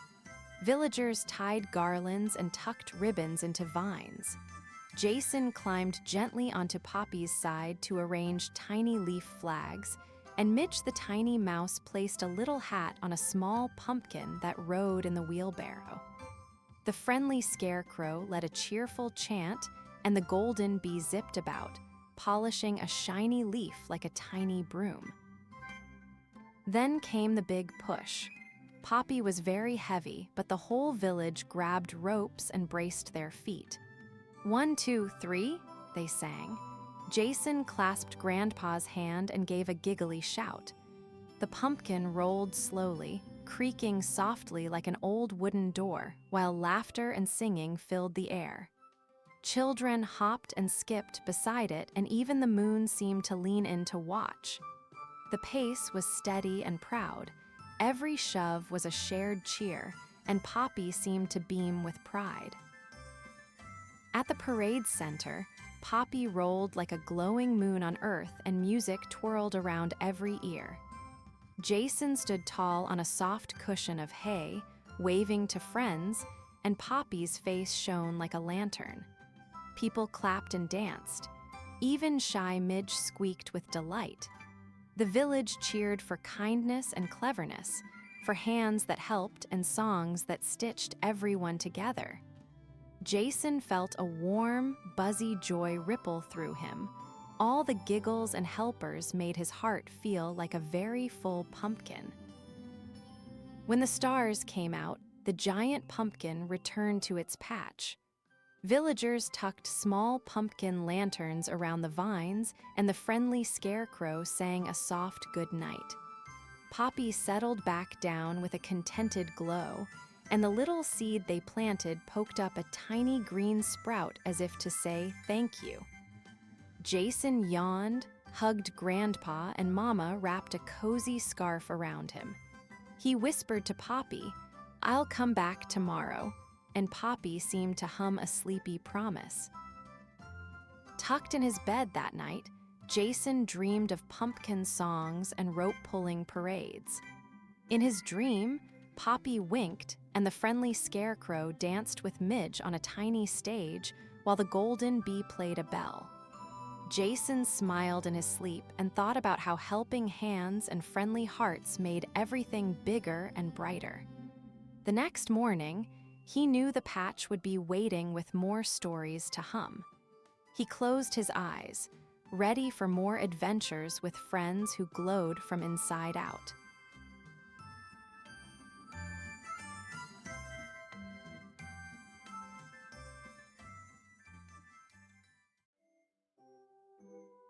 The Enchanted Forest Picnic. Lily woke up with a giggle. Today was picnic day. She tucked a little picnic basket under her arm, wrapped a rainbow blanket around it, and slipped the magic pebble into her pocket like a secret. The pebble felt warm and hummed a tiny happy song only Lily could hear. She put on her red rain boots, waved goodbye to her cozy house, and skipped off toward the enchanted forest where leaves whispered hello and sunlight made polka dots on the path. Near a cluster of bluebells, Benny the bunny popped out with a cheerful hop. "Hello, Lily," Benny said, twitching his long ears and showing his tiny blue bow. He loved picnics almost as much as carrots. Lily laughed and sat down to rest. Together, they unrolled the rainbow blanket under a friendly oak. Benny offered a crunchy carrot, and Lily showed him the pebble. The pebble gave a tiny happy trill, and Benny clapped his paws in delight. Above them, Oliver the owl fluttered down from a low branch with a soft hoot.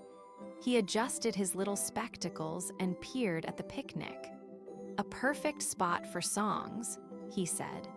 Soon Miri, the mole, popped up from a nearby molehill with a napkin and a tiny spoon for the berry jam jar. Everyone introduced themselves in merry whispers. The pebble hummed a tune, and the leaves shivered like clapping hands. The forest felt very pleased to have new friends gathered on its floor. Just then, the ground gave a gentle rumble, and Maple the talking tree leaned close, her leaves rustling like 1,000 tiny bells. "Welcome, little ones," she rumbled in a kind voice. "This is my favorite clearing. Share your kindness and it will shine back." The animals smiled. Lily placed the magic pebble in the center of the blanket. The pebble shivered and sent out tiny sparkles that hopped like fireflies. Everyone felt a little braver and very much loved. They opened the picnic basket together. Sandwiches with crunchy lettuce, a jar of sweet berry jam, tiny muffins, and carrot sticks spilled onto the blanket. Everyone took turns passing plates and saying what they liked best. The pebble hummed softly each time someone shared. Lily spread jam on a muffin for Benny, and Benny nudged a carrot to Miri. Little songs sprang up. Oliver tapped a wing to keep the beat, and even the leaves seemed to sway along with their gentle music. A soft drizzle began, like someone sprinkling glitter from the sky. Rosie the fox arrived with a bright leaf umbrella, and her bushy tail wrapped like a cozy scarf. "Rain makes picnics magical," she said with a grin. They all huddled close, sharing the umbrella and passing tiny bites. The pebble hummed louder when a crumb was shared or a kind word said. The raindrops turned into little twinkling beads when they touched the pebble, making a gentle tinkling song that made everyone giggle. Suddenly, the pebble hopped. It rolled toward a quiet puddle and shone so brightly the puddle glimmered. Then a tiny rainbow bridge rose across the water like a smiling ribbon. One by one, the friends crossed on tiptoe.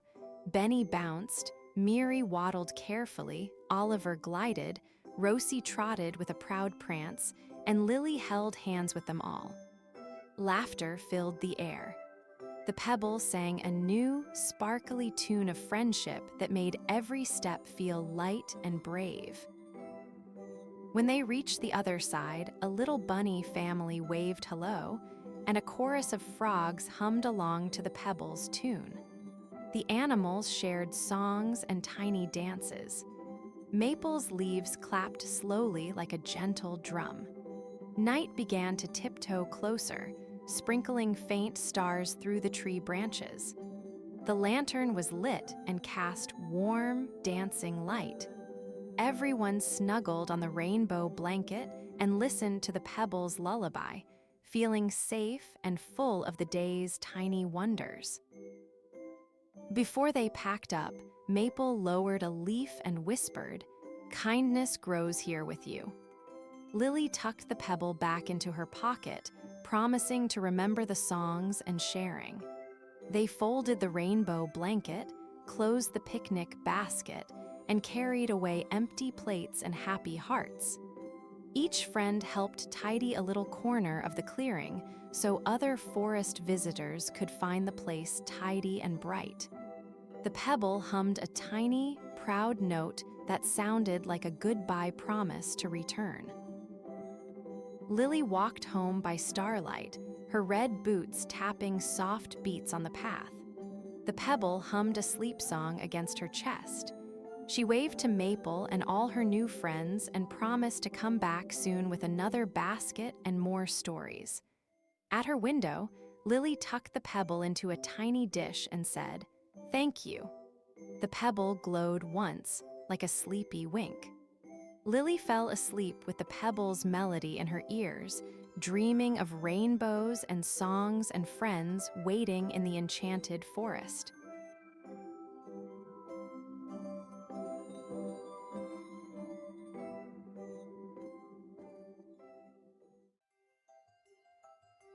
The Secret of the Old Mill. At the edge of the little village stood the old mill. It leaned a tiny bit to the left and hummed with the wind. Children liked to run past it and clap their hands when the wheel turned slow. Myra loved the mill best. She wore a bright blue scarf and tiny freckles on her nose. Each evening, she would sit on the low stone and listen for whispers from inside the round window. The whispers sounded like the end of a song and the start of a new one. Pip the squirrel and Benny the mill mouse were Myra's friends. Pip chased sunbeams and loved shiny little things. Benny was small and careful and always carried a tiny crumb for later. The three of them pretended the mill was a castle, a rocket, and a cave that kept secrets. One morning, when the dew still made the grass sparkle, Pip spotted something glinting in the moss. It was tiny and bright. He called, "Myra, Benny, look." Myra reached into the cool moss and found a tiny golden key. It fit in her palm like a little sun. The key had a leaf-shaped bow and a gentle sparkle that made Pip chatter excitedly. Where did it come from? Myra wondered. Benny sniffed it with tiny whiskers and squeaked once. The key hummed softly and felt warm. It looked as if it wanted to find a special lock, so Myra held it up to the mill, and the round window seemed to blink as if listening. They walked all around the old mill to find a lock the key might open. The wooden wheel creaked, and the air smelled of warm bread and wet leaves. There was a tiny door near the back, just above the roots of an old willow. It was round and small, with a little keyhole tucked beneath a patch of moss. Their hearts tapped like little drums. Myra knelt down and held the key to the keyhole. Pip and Benny watched in a hush so quiet butterflies would have been surprised to move. Myra slid the tiny golden key into the keyhole and turned it with a hopeful wiggle. The key clicked like a tiny bell, and a soft chime rolled through the mill like a sleepy laugh. The round door opened just a crack, and a warm, gentle light spilled out, smelling faintly of cinnamon and rain. A narrow, curved stairway curled down like the inside of a shell. Pip squeaked with delight, and Benny tucked his crumb higher in his fur to be ready for anything. They tiptoed down the curving stair. The room at the bottom smelled of old paper and wildflowers. Shelves hugged the round walls, and jars with buttons, ribbons, and tiny bells lined them up like smiley rows. A little wooden shelf held a tiny music box carved to look like a mill. When Myra brushed away a leaf, she saw that the music box had a winding keyhole and a painted wheel, and it trembled like it wanted to wake up. Pip's whiskers twitched. Benny held his breath. Myra gently wound the music box. It began to play a tune so soft it felt like a hug. The mill's little window upstairs hummed back, and lanterns flickered on within the tiny room. The tune smelled like rain on summer stones and tasted like fresh bread crumbs in Benny's memory. As the song spun, the paint on the music box glowed, and tiny silver notes drifted up like dandelion fluff. Those notes tucked themselves into jars and corners, making the whole room breathe in song. Then, from the curl of a millstone, a breeze unfolded into shape and winked at them. It was Wendell, a tiny breeze spirit, all ribbons, leaves, and gentle light. Wendell laughed in little gusts and danced around Pip's tail. "Hello," Wendell whispered, its voice like a bell in a shell. "You found my music." Myra felt a flutter of happiness. Wendell's ribbons smelled like first leaves and made tiny sparkles on the floor. Benny's tiny paws tapped to the tune. Wendell twirled and told them the mill's secret. "I collect songs," it said, "and stories and little sleepy sighs. I fold them into jars and tuck them under stones. I keep giggles safe so they can be used again." Myra listened with wide eyes. Pip hopped in a circle like a spring. Benny snuggled closer and felt proud that he had kept crumbs for so long. The old mill was not just a building. It was a treasure box of tiny sounds that made the village glad. Wendell showed them jars labeled with tiny words. First laughs, raindrop rhythm, lullaby, and moonshine hum. When it popped a jar open, a soft sound puffed out and painted tiny rainbows in the air. The mill had collected the village's happiest little noises for years. Myra and her friends felt like keepers of something kind and important. "Can we help?" Myra asked. Wendell swirled happily. "Yes, we can mend a torn tune and stitch a missing rhyme together." They made a plan. Myra would hum a tune, Pip would chase the scattering notes, and Benny would tuck the smallest whispers into a safe jar. For a while, everything hummed like a happy kitchen. They mended a torn lullaby that had lost a line, and they stitched a lost rhyme back to its song. Wendell taught them how to fold sound gently and place it on a shelf where it would not get lonely. The mill hummed along, pleased as a cat in sunshine. Suddenly, the sky angrily rolled a thundercloud and rain started to drum on the mill roof. A big gust rattled the window and made the lanterns sway. Some loose musical notes slipped free and tumbled out the little door. Wendell tried to hold them, but it began to thin like mist. "Oh no," Pip shouted as the storm pulled at the songs. The wheel groaned and the jars rattled. The mill sounded worried, and Myra's heart knocked very fast. This was the moment they needed to be brave. Myra took a deep breath and began to sing the tune they had mended. Her voice was steady and warm like bread fresh from the oven.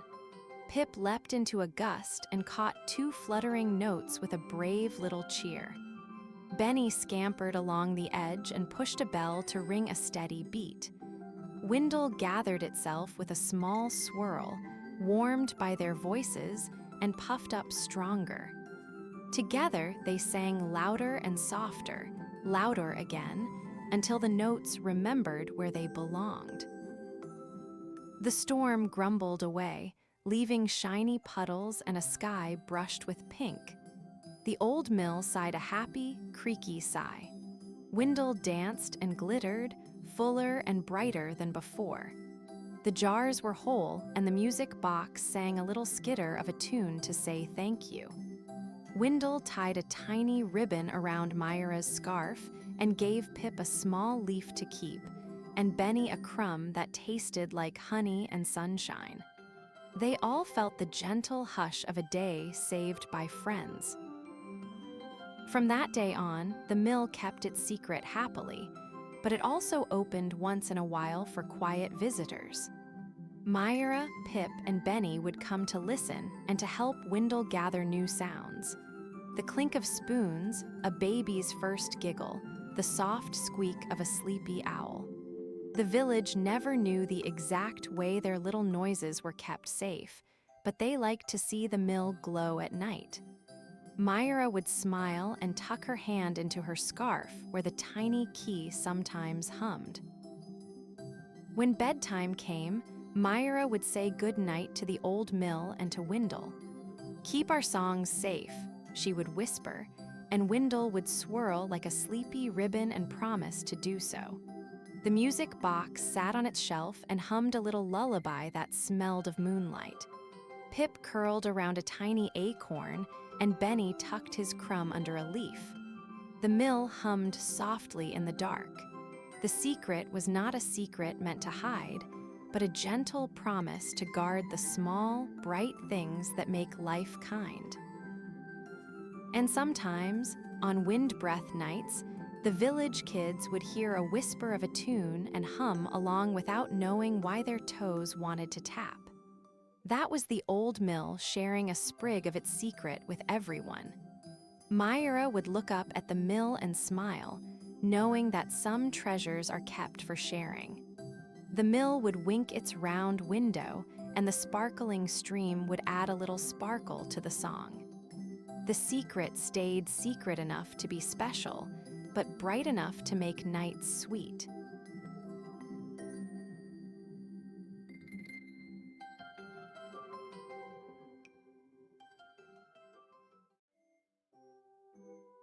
Finn and the Hidden Treasure Chest. Finn woke with a wiggle and a tickle in his toes.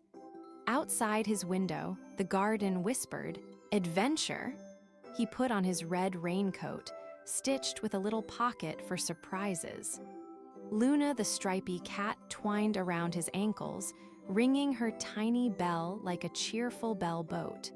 Together, they tiptoed through grass that felt like soft hair underfoot. The garden smelled of lemon and dirt and something sparkly. On the old stone path, tucked under a leaf, Finn found a crinkly paper with a bold dotted line and a smiling X. The crinkly paper was the treasure map. Big arrows looked like ticklish worms and a happy X winked in the corner. Finn and Luna hopped and hummed as they followed the dotted line. The map said first, "Find the rainbow rock who giggles when tickled." They tiptoed to a patch of stones, and there it was, a bright, sparkly stone with rainbow stripes, grinning like it had a secret. Finn patted it softly. The rock giggled, a tiny bell sound, and a little starseed popped out and twinkled in Finn's palm. The map rustled like a giggle and pointed to singing flowers next. Finn and Luna walked past a puddle that mirrored hopping clouds. 3 singing flowers swayed and hummed a gentle tune, lal-alum, lal-alum. Their petals smiled like sleepy faces. Finn clapped a little rhythm and Luna tapped a soft paw. The flowers rewarded them with a tiny petal that smelled of vanilla and played a bell note when waved. Finn tucked the petal into his coat pocket, feeling its warmth like a friendly hello. Next, the dotted line hopped toward a slow-footed friend. A slow snail in a shiny brown shell was making a ladder of dewdrops across the path. "Hello," said Finn softly, because snails liked gentle greetings. Luna leaned in, whisker tickling the snail's shell. The snail blinked slow and wise and slid aside to show a tiny shell-shaped key tied with a bit of grass. "For a small lock when you find it," the snail hummed in snail voice. Finn thanked him and gently tied the key to his shoelace. The map climbed on into the sky, so Finn looked up. A puffy cloud bridge arced overhead like a white, bouncy slide. The map's arrow pointed there, and Finn wondered if feet could bounce on clouds. Luna mewed as if to say, "Let's try." Finn took a breath, stepped up the low cloud steps by a friendly oak, and found the cloud was springy and warm like a pillow that giggled. Luna pranced beside him, little paws leaving soft cloud prints that floated for a wink and then disappeared. Halfway across the cloud bridge, the dotted line curled around a twinkling moon puddle and a small wooden sign that read, "Almost there." The map then asked a tiny riddle. What shines without a candle, sleeps in a seed, and sings without words? Finn thought of the starseed in his palm and the singing flowers. Luna purred and tapped the petal in Finn's pocket. They smiled together and whispered, "Friendship and stories and star seeds." The map shivered with delight and led them on. Down from the clouds they floated, as if the garden had opened a soft door. The map's dotted line zigzagged toward an old willow tree that leaned like a listening friend. At the willow's roots, shadows curled like sleepy cats. Finn peeked and found a tiny, star-shaped lock fixed into a knot of rootwood. It was small and kind. He took the little snail key from his shoelace, turned it carefully, and heard a tiny click that sounded like a promise. Luna chimed her bell in celebration.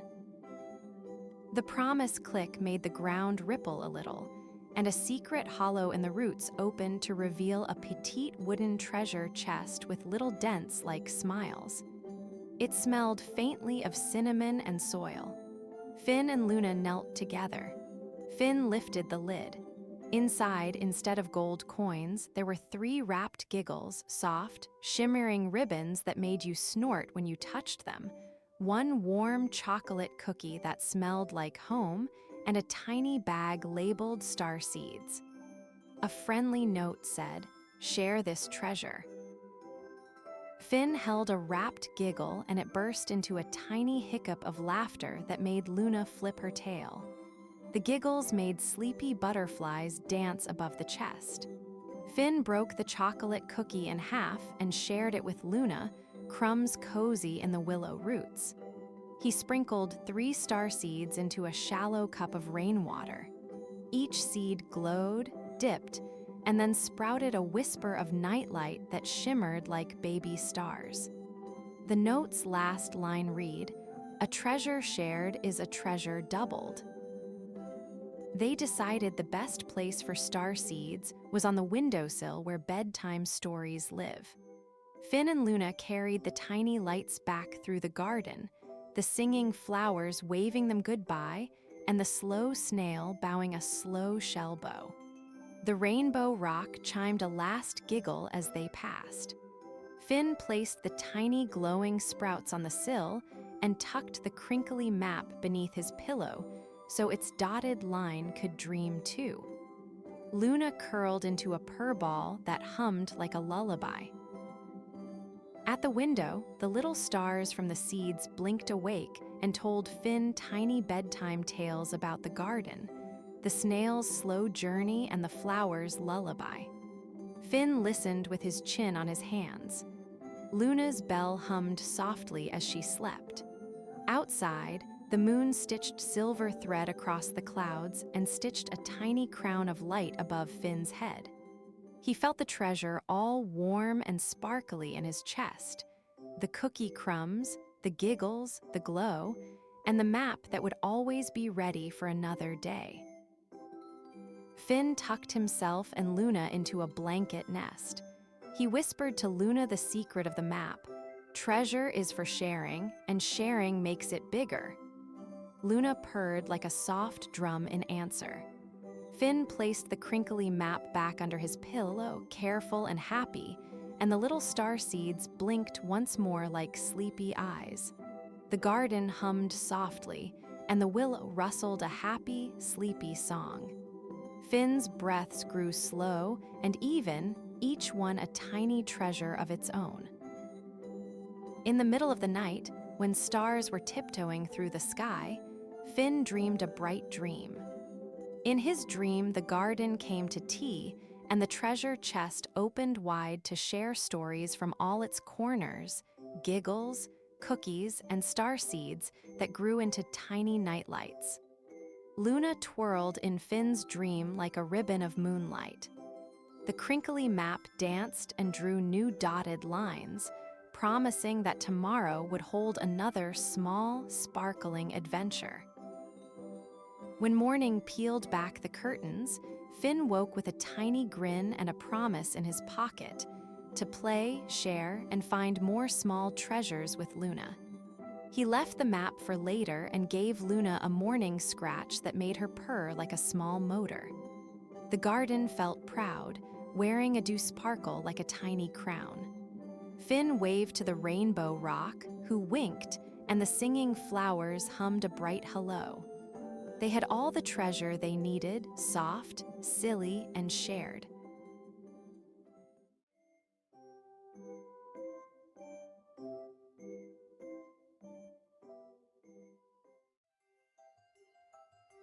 The mystery of the missing cookies. Morning sunlight poured through the kitchen window like a warm hug. Grandma June hummed a little song as she took a tray of cinnamon cookies from the oven. The sweet scent danced around the round wooden kitchen table where Benny the bear and Molly the mouse were playing with a tiny wooden car and a bouncing rainbow balloon. Captain Twirl, the shiny toy robot, sat on the windowsill, whistling quietly. Everything looked cozy and perfect for a snack. Grandma June set the blue cookie jar with a gold star lid on the table to cool and said, "I'll get the tea." She stepped outside to pick mint from the garden. Benny clapped his paws with delight, and Molly twirled her polka dot scarf as the cookies steamed and smelled even better. Captain Twirl winked his blinking light eyes, ready to help. All was quiet for a few gentle ticks of the night sky clock before something surprising happened. When Grandma June came back with a little sprig of mint, she stopped in her tracks. The cookie jar was open and the cookies were gone. A tiny sparkle of crumbs led away from the table like a silvery ribbon. Benny's eyes grew wide and Molly's whiskers trembled with curiosity. Captain Twirl clicked his gears and said, "Detective mode activated." The kitchen felt full of questions, and the mystery of the missing cookies was born. The friends gathered close and made a plan. Benny offered his gentle paws to help. Molly promised not to nibble any evidence, and Captain Twirl produced a tiny magnifying glass from a secret compartment. Grandma June smiled and handed them a napkin for clues. Even the rainbow balloon bobbed excitedly above them, as if it wanted to point the way. They decided to follow the sparkling crumbs trail out the door and into the bright garden. Outside the garden smelled of mint and sun. The crumbs trail twinkled in a playful line across stepping stones and over a little wooden bench. Captain Twirl hummed a detective tune while Molly, being tiny and brave, peered closely at each crumb. Benny moved softly so he wouldn't scare any small footprints. The trail led past the rose bush and toward an old oak tree, where a little red leaf looked nibbled at the edge. Near the oak tree, they found a bit of fluff and a tiny striped scarf snagged on a low branch. Molly's nose twitched. She knew that sent a little, something like chestnuts and autumn. Captain Twirl's gears clicked faster, and Benny remembered seeing a flash of gray in the branches earlier. They leaned in and saw small footprints leading up the tree and then disappearing into a hollow. The mystery was getting cozier and a little more mysterious. They waited quietly and listened. Leaves rustled, and a soft chirp came from the hollow. A tiny voice said, "I didn't mean to make trouble," and out popped a fluffy gray squirrel with bright, curious eyes. "I'm Squeak," he squeaked, his paws full of tiny blankets. He looked worried and very small next to Benny's big paw. The friends realized someone shy might be involved and leaned closer with gentle faces. Squeak told a tiny story in a hurried whisper. His nest had been chilly last night and his little siblings were hungry. He found the cookies on the table and thought he could help them. "I didn't know it was wrong," he said, eyes damp and earnest. Molly's whiskers drooped with understanding, and Benny's warm laugh turned into a thoughtful hum. The clues were making sense, but the friends still wanted to be sure of what happened. To be fair detectives, they checked other spots just in case. Captain Twirl scanned behind a low rock, Molly inspected a hollow log, and Benny patted his bare paw where a crumb had been found earlier. The crumb on Benny's paw turned out to be from a cookie he had brushed against while playing and not proof he ate them. Everyone sighed in relief that no one would be blamed. The team learned a quick rule: clues can trick you, so look kindly and carefully. Captain Twirl whistled a happy tune and remembered something curious. The rainbow balloon had floated near the oak tree earlier, and might have drifted over a little hollow by the fence. They followed the balloon's faint string prints across the grass. Molly darted under a fern and found tiny cookie crumbs sparkling on a soft patch of moss. The trail looked older there, as if someone had made a quiet, caring path while carrying crumbs gently in their paws. At the hollow under the fence, they found a snug little pile of soft blankets and a tiny wooden box with a hand-drawn heart. The blankets smelled faintly of peanut butter and moonlight, like the seasons that Squeak had been keeping safe for his siblings. The friends peered in and saw tiny, sleepy eyes blinking back. It wasn't a thief's hideaway. It was a family's warm nest.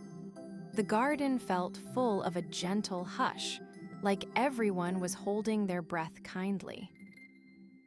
Squeak's ears drooped as he explained one small thing more. He hadn't meant to take cookies for himself. He had counted crumbs and tried to leave a tiny bit for Grandma June, but he was afraid to ask for help. Molly climbed up and gave Squeak a brave little nuzzle. Benny sat down and wrapped his big paw around the nest like a cozy blanket. Captain Twirl played a soft whistle to say, "All is well," and the garden filled with relief and tiny giggles. Just then, Grandma June appeared at the gate with a small basket of fresh mint and a thoughtful smile. She had followed the friends because her heart felt curious and kind. Hearing Squeak's story, she knelt and said, "We can make more cookies together, and you can ask if you need help next time." Her voice was like honey and sunlight. Everyone cheered, and even the rainbow balloon bobbed a little higher as if it were applauding. Back in the cozy kitchen, everyone rolled up their sleeves. Grandma June mixed flour and honey, while Benny stirred with a careful paw, and Molly sprinkled just the right bit of cinnamon. Captain Twirl stirred in a tiny mechanical whirl and sang a silly baking tune. Squeak helped by fluffing blankets nearby and watching the oven with big, hopeful eyes. The air filled with a new batch of warm cookies, giggles, and a lovely sense of teamwork. When the cookies were ready, they placed a few in a small wooden box and tied it with a ribbon for Squeak's family. Others were set back into the blue cookie jar, now smiling like it had secrets to tell. They all sat around the kitchen table and shared warm cookies and stories, funny slips, brave little nuzzles, and moments of asking for help. The night sky clock ticked softly as the happy group munched, and the rainbow balloon bobbed slow and content. As the sun began to lower and the kitchen glowed amber, Grandma June told the friends a little bedtime rhyme about sharing and saying sorry. Molly curled up in a teacup cushion, Benny hummed a quiet tune, and Captain Twirl dimmed his blinking eyes to a sleepy glow. Squeak snuggled his babies and nibbled one tiny crumb with a grateful smile. The room was full of gentle sounds and the lesson that asking for help can make the warmest kind of magic. Grandma June kissed everyone's forehead and said, "Tomorrow we will bake again, and there will always be a seat for any friend who asks." The rainbow balloon drifted to the ceiling like a sleepy star, and the night sky clock ticked a soft lullaby. Outside, the garden hummed good night. The mystery of the missing cookies had turned into a story about sharing, kindness, and the joy of helping friends. They all felt full of cookies and even fuller of love.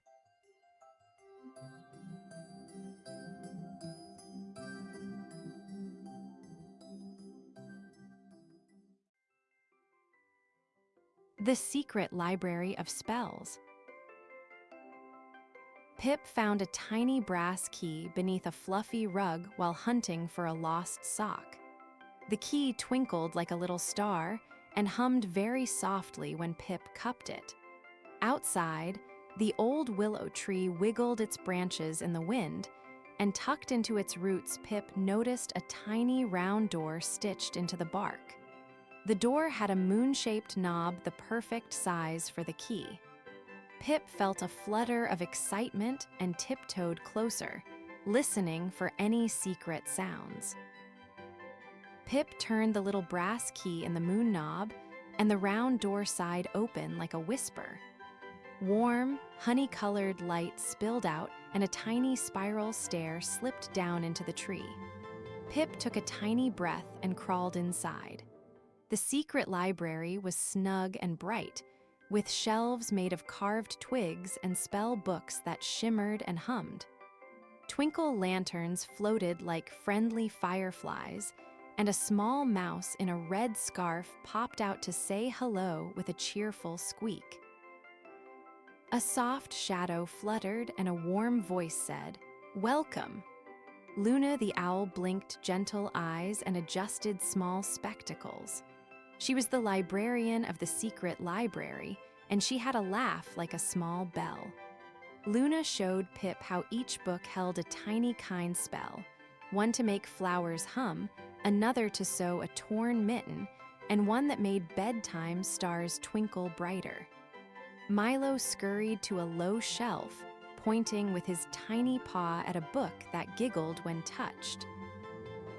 Pip opened a small book that whispered like wind through leaves. The pages smelled faintly of cookies and rain. Words fluttered across the paper in friendly shapes, and the book offered a giggle spell that promised to make a sad friend smile. Pip learned how to say the soft-sounding words and to sprinkle a tiny pinch of tickle dust from the page. Milo clapped little paws, and Pip felt a brave, warm fizz in the belly, ready to try gentle magic for the first time. The first spell was for a snail who had lost his smile. Pip whispered the words, sprinkled a teeny pinch of tickle dust, and the snail's antennae wiggled. Then it smiled a shy curl. Nearby, a worried tulip unfurled because a leaf-binding spell made it feel safe and snug. Little gentle miracles happened one by one. A toy mended its seam, a puff of warm air found a chilly kitten, and the library hummed with happy, tiny magic that stitched small things back together. A sudden boom of thunder made the willow shiver and the library's lanterns sway. A big gust rattled a high shelf, and one important book slid and tumbled the map of giggles. It fluttered out the little tree door and into the windy world beyond. Pip's heart thumped like a drum. "We can find it," Milo piped up. "Let's follow the giggles," Luna hooted. Pip's legs felt light and brave. Together, they dashed out into the windy night to chase the laughing map with giggles sparkling all around them. Outside the willow, the world smelled of rain, and the map was hopping across puddles, leaving tiny laughing footprints. Pip followed closely, careful on slippery stones, while Milo darted under umbrellas and Luna flew low, guiding with soft calls. Pip remembered a gentle lullaby spell and hummed small notes like a ribbon. The map paused, listened, and the laughter softened into a little giggle. Pip reached out, picked it up, and tucked it under an arm. They hurried back before the storm could be too loud. Back in the tree, Pip placed the map of giggles on the table, and Luna smiled wide. The library sighed a happy puff, and the lanterns sang a soft lullaby. "You were brave and kind," Luna said, and the books rustled like a standing ovation. She pressed a feather-soft stamp into Pip's palm, a tiny mark that would let Pip return when needed. The brass key hummed warmly and slipped like a sleepy star back into Pip's pocket. The secret library tucked itself up like a bedtime story. That night, Pip walked home through wet grass with Milo on a little shoulder, and the brass key warm in a pocket. At bedtime, Pip tucked the map and the key under a special shelf, whispering goodnight to the library that lived in a tree. Pip slept with a smile, dreaming of gentle spells and new friends. The willow hummed softly in the dark, and the secret library waited, always ready for one more kind adventure when a small, brave heart needed it.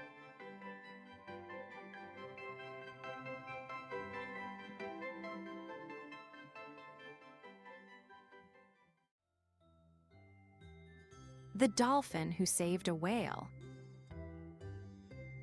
Dolly the dolphin loved the warm sea. She zipped and zoomed under shiny waves, leaping high and singing little bubbly songs. Her skin glimmered like blue glass.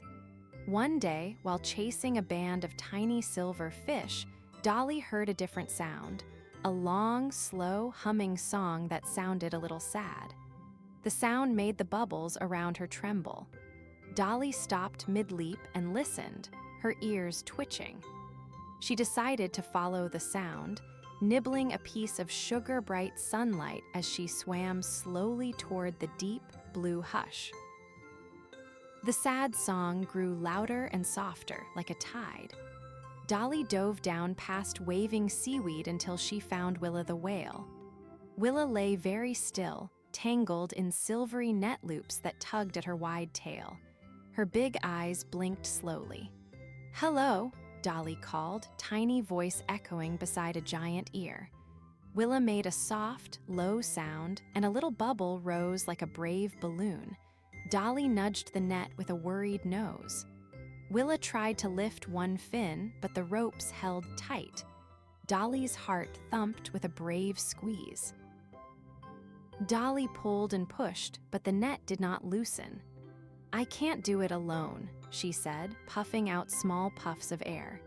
She tried singing back to Willa, a quick, cheerful tune to keep hope bright. Willa answered with a soft whoosh that sounded like a sleepy bell. Dolly called out, "Hold on, Willa, I will find help."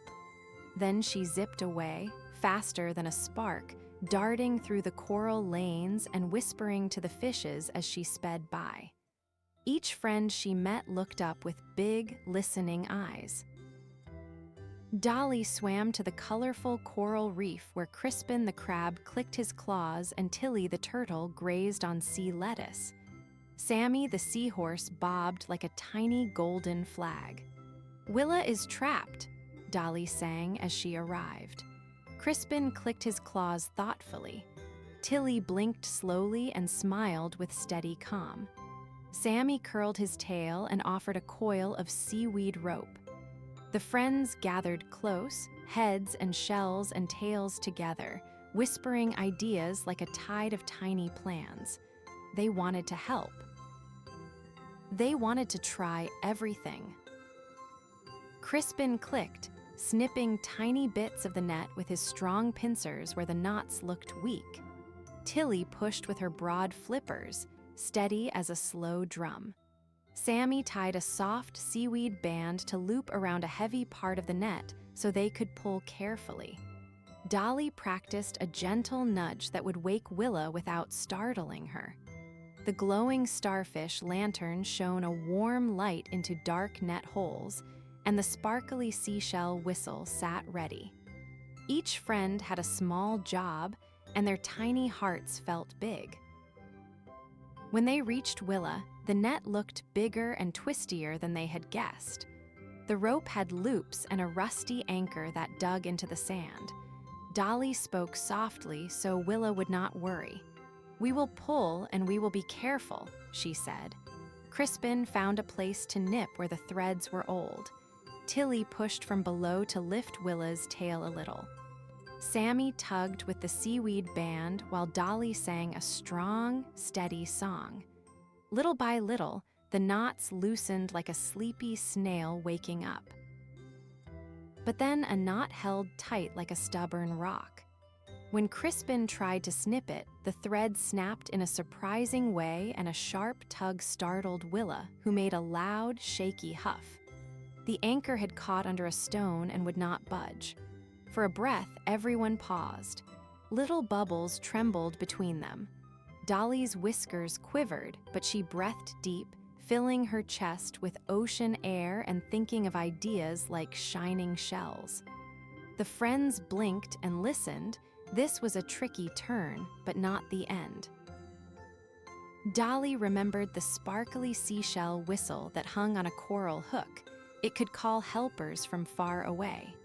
She tucked it under her fin and blew a soft, twinkling note that rolled over the waves like a rolling bell. The sound curled and curled until more dolphins arrived, their sleek backs popping like waves. A big, kind humpback named Grandpa Hump heard, too, and came slowly, his old eyes shining. "We will pull together," sang the dolphins, and their voices made little lights in the water. With extra flippers and tails, they all worked as a gentle, strong tide. Grandpa Hump shifted his weight and pushed the anchor free from the rock with a slow, powerful nudge. The dolphins wrapped seaweed ropes and pulled with rhythm. Pull, pull, breathe. Pull, pull, breathe. Crispin made careful snips, and the starfish lantern lit the darkest loops. Willa's big tail wagged a little, then more and more, until finally the last knot slipped open like a sleepy eye. The net floated away, torn and harmless. Willa rose slowly, breaking the surface with a soft, whooshing laugh that made water sparkle. She gave Dolly a gentle nudge that felt like a thank you hug. All the sea friends danced in the water, doing little flips, spins, and clacky crab clicks. The little fish made a glittering parade, and the coral waved like an audience. Willa sang a new song, full and warm, and everyone sang back. It sounded like sunshine inside the sea, and it made Dolly's heart blossom like a bright coral bloom. After the rescue, the ocean felt kinder. Willa wrapped a cave of her fin around the little friends for a slow, warm swim. "Thank you," she hummed deeply, and her song wove into a promise. She would watch out for nets and help any friend who needed a hand or fin. Dolly felt sleepy and proud. The sparkly seashell whistle tucked into a pocket of coral seemed to wink. The sea friends promised to teach others about gentle nets and to help untangle anything they could find. There was a big bubble party that evening. Tiny bubbles floated like lanterns, and the glowing starfish lantern lit a soft path across the reef. Dolly chased a shimmering bubble and popped it with a happy squeak. Crispin clicked a cheerful tune, and Tilly told a slow, funny story that made everyone giggle. The ocean hummed with friendship and gentle lessons. They made a tiny flag with seaweed that read, "Be kind, watch the waves," and the flag twirled in a slow, smiling swirl. Before long, the sun slid down into a flaming, sleepy puddle, and Dolly curled beside Willa's warm side under a sky of moonlight on the sea. "We helped one another today," Willa sang, and Dolly nodded, eyes heavy. The reef hummed a lullaby, and each friend snuggled into their own little nook. The ocean held them like a soft blanket. Dolly dreamed of new adventures, but she also dreamed of small kindnesses that make big waves. The last thing she felt was a cozy, happy glow. In the morning, Dolly hopped up with a bright, bubbly whistle. The sea sparkled with new stories to tell. She waved to the boats passing far away and watched carefully for nets that might float too close. Whenever she saw something worrying, she would call, "Team," and helpers would come. Dolly had learned that being small did not mean being helpless. A brave heart and good friends could change a whole ocean. And every time she passed Willa, they shared a secret, sleepy smile, remembering the day they saved each other.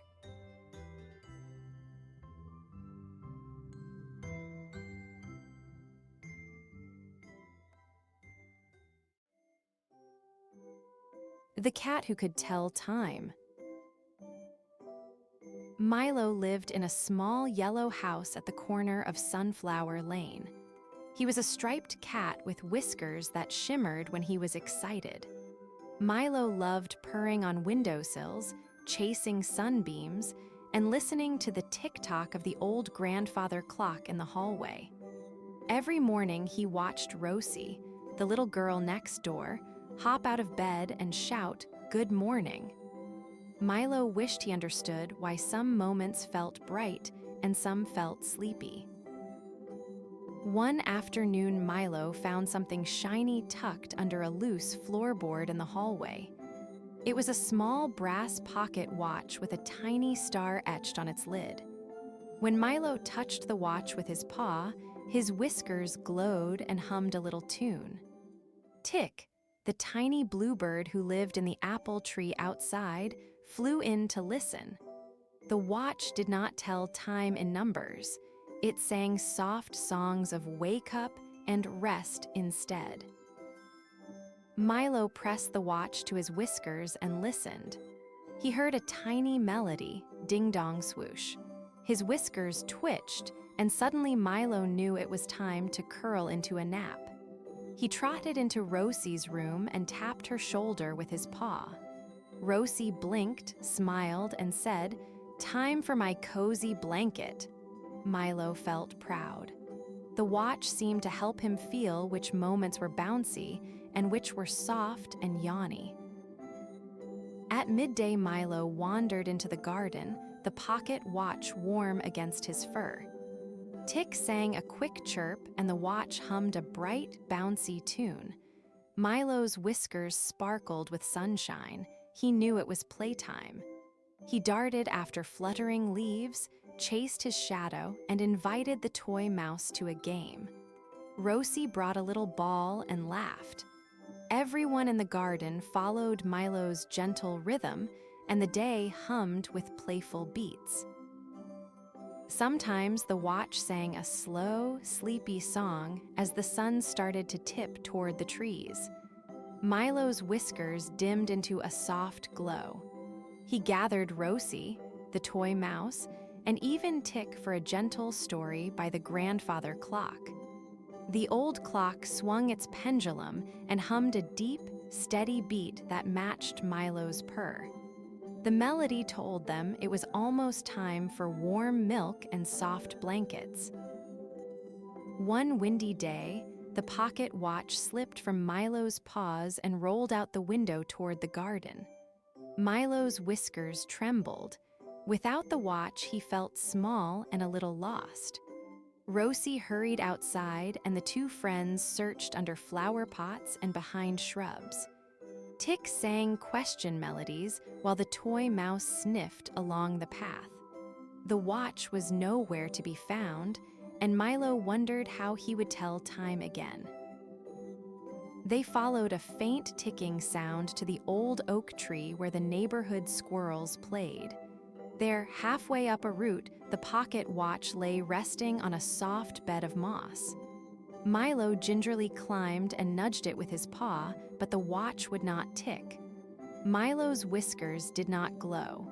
He felt a tiny pinch of sadness. Rosie sat beneath the oak and hummed a tune. The friends held hands, paws, and fingers, hoping for a little bit of magic. Rosie whispered, "Maybe the watch needs us to listen differently." Milo closed his eyes and remembered how the grandfather clock's pendulum felt steady inside his chest when he purred. He tried to listen to his own heartbeat and the world's tiny sounds. A bee humming, a distant bicycle bell, Tick's tiny song. Slowly, Milo's whiskers began to glow faintly. He felt the time inside his own soft paws, and a new kind of knowing warmed him. Milo learned he could feel time by gentle rhythms, quick beats for running, light tinkles for play, and slow sighs for sleep. He carried the pocket watch back home, but now he didn't need it to tell when to jump or when to hush. Rosie clapped and said, "You can tell time, Milo." The toy mouse smiled in its small, sleepy way. Even the grandfather clock seemed to nod its wooden face as if to approve Milo's new skill. Word spread around Sunflower Lane. Neighbors came with questions. When should my baby cat nap? When should I bake the bread? Milo listened with his whiskers and answered with small melodies. He would hum a bright chirp for morning chores and a slow lullaby for bedtime. People clapped when the bread came out perfect and when little kittens stopped fussing because Milo's soft timing soothed them. He was small, but everyone trusted his kind knowing. Then came the day of the big picnic in the meadow. The whole neighborhood spread the red checkered blanket and set out jars of honey and blueberry pies. But oh no, the sun hid behind shy clouds, and everyone worried the cakes would be soggy. Rosie squeezed Milo's paw and asked if he could help choose the best moment for cake. Milo felt the flutter in his whiskers and listened to the meadow's hush. He knew the perfect time would come if they waited kindly together. Milo told the neighbors to set their plates down for now and to sing a quiet waiting song.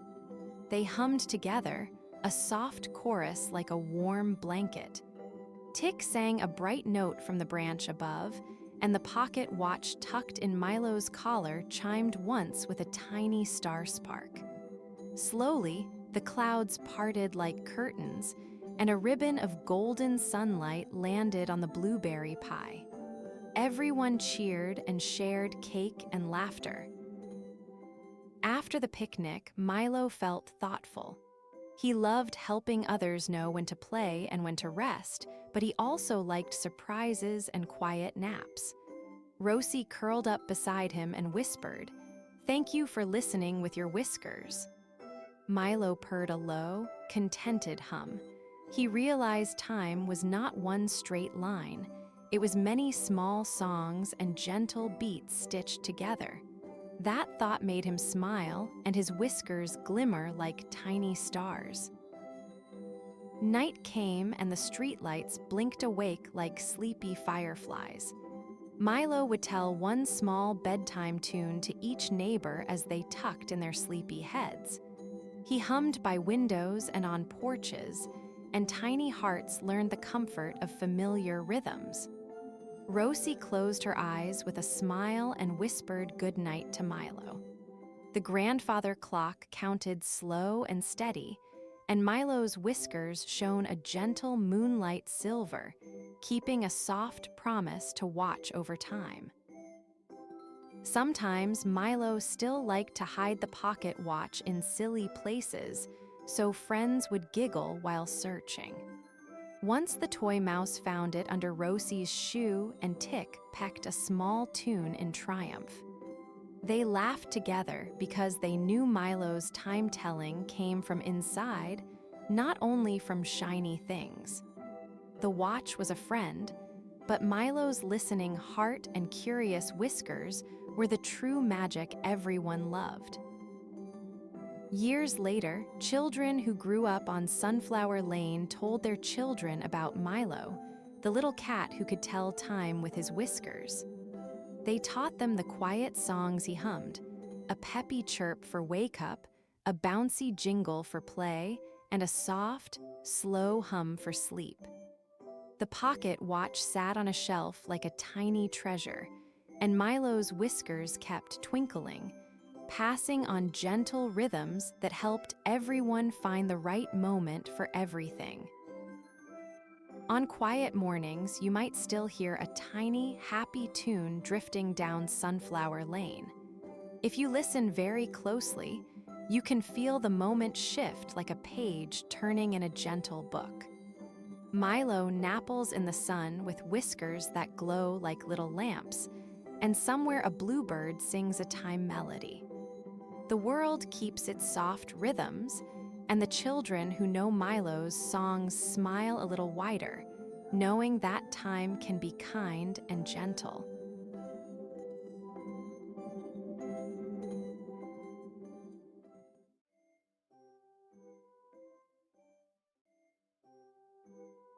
The magical school bus ride. It was a bright morning with giggles in the air. Miss Luna stood by the gate, humming a gentle tune that made the leaves sway like tiny hands. The playground buzzed when a golden hum grew louder and the magical school bus rolled up on tiny wings. Its grill smiled like a friendly face and its windows winked. Mia clutched her sparkly red backpack, Ben straightened his button hat, and Kiko, the little green frog, hopped 3 excited hops. The bus door opened with a puff of warm cinnamon air, inviting everyone inside. Inside, the bus smelled like warm toast and starlight. The seats were soft and plump like marshmallows, and the windows stretched to show a sky that seemed to be waiting. Miss Luna gave each child a tiny rainbow ticket that shimmered when they touched it. The bus rumbled, then tickled, then popped, as if it couldn't hold in its excitement. A gentle bell rang, and the starlight whistle gleamed on Miss Luna's pocket. Mia peeked at her rainbow ticket, and it winked back with colors that giggled.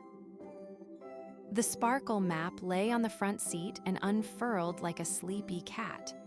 It glowed soft turquoise, then pink, and whispered tiny notes when someone hummed.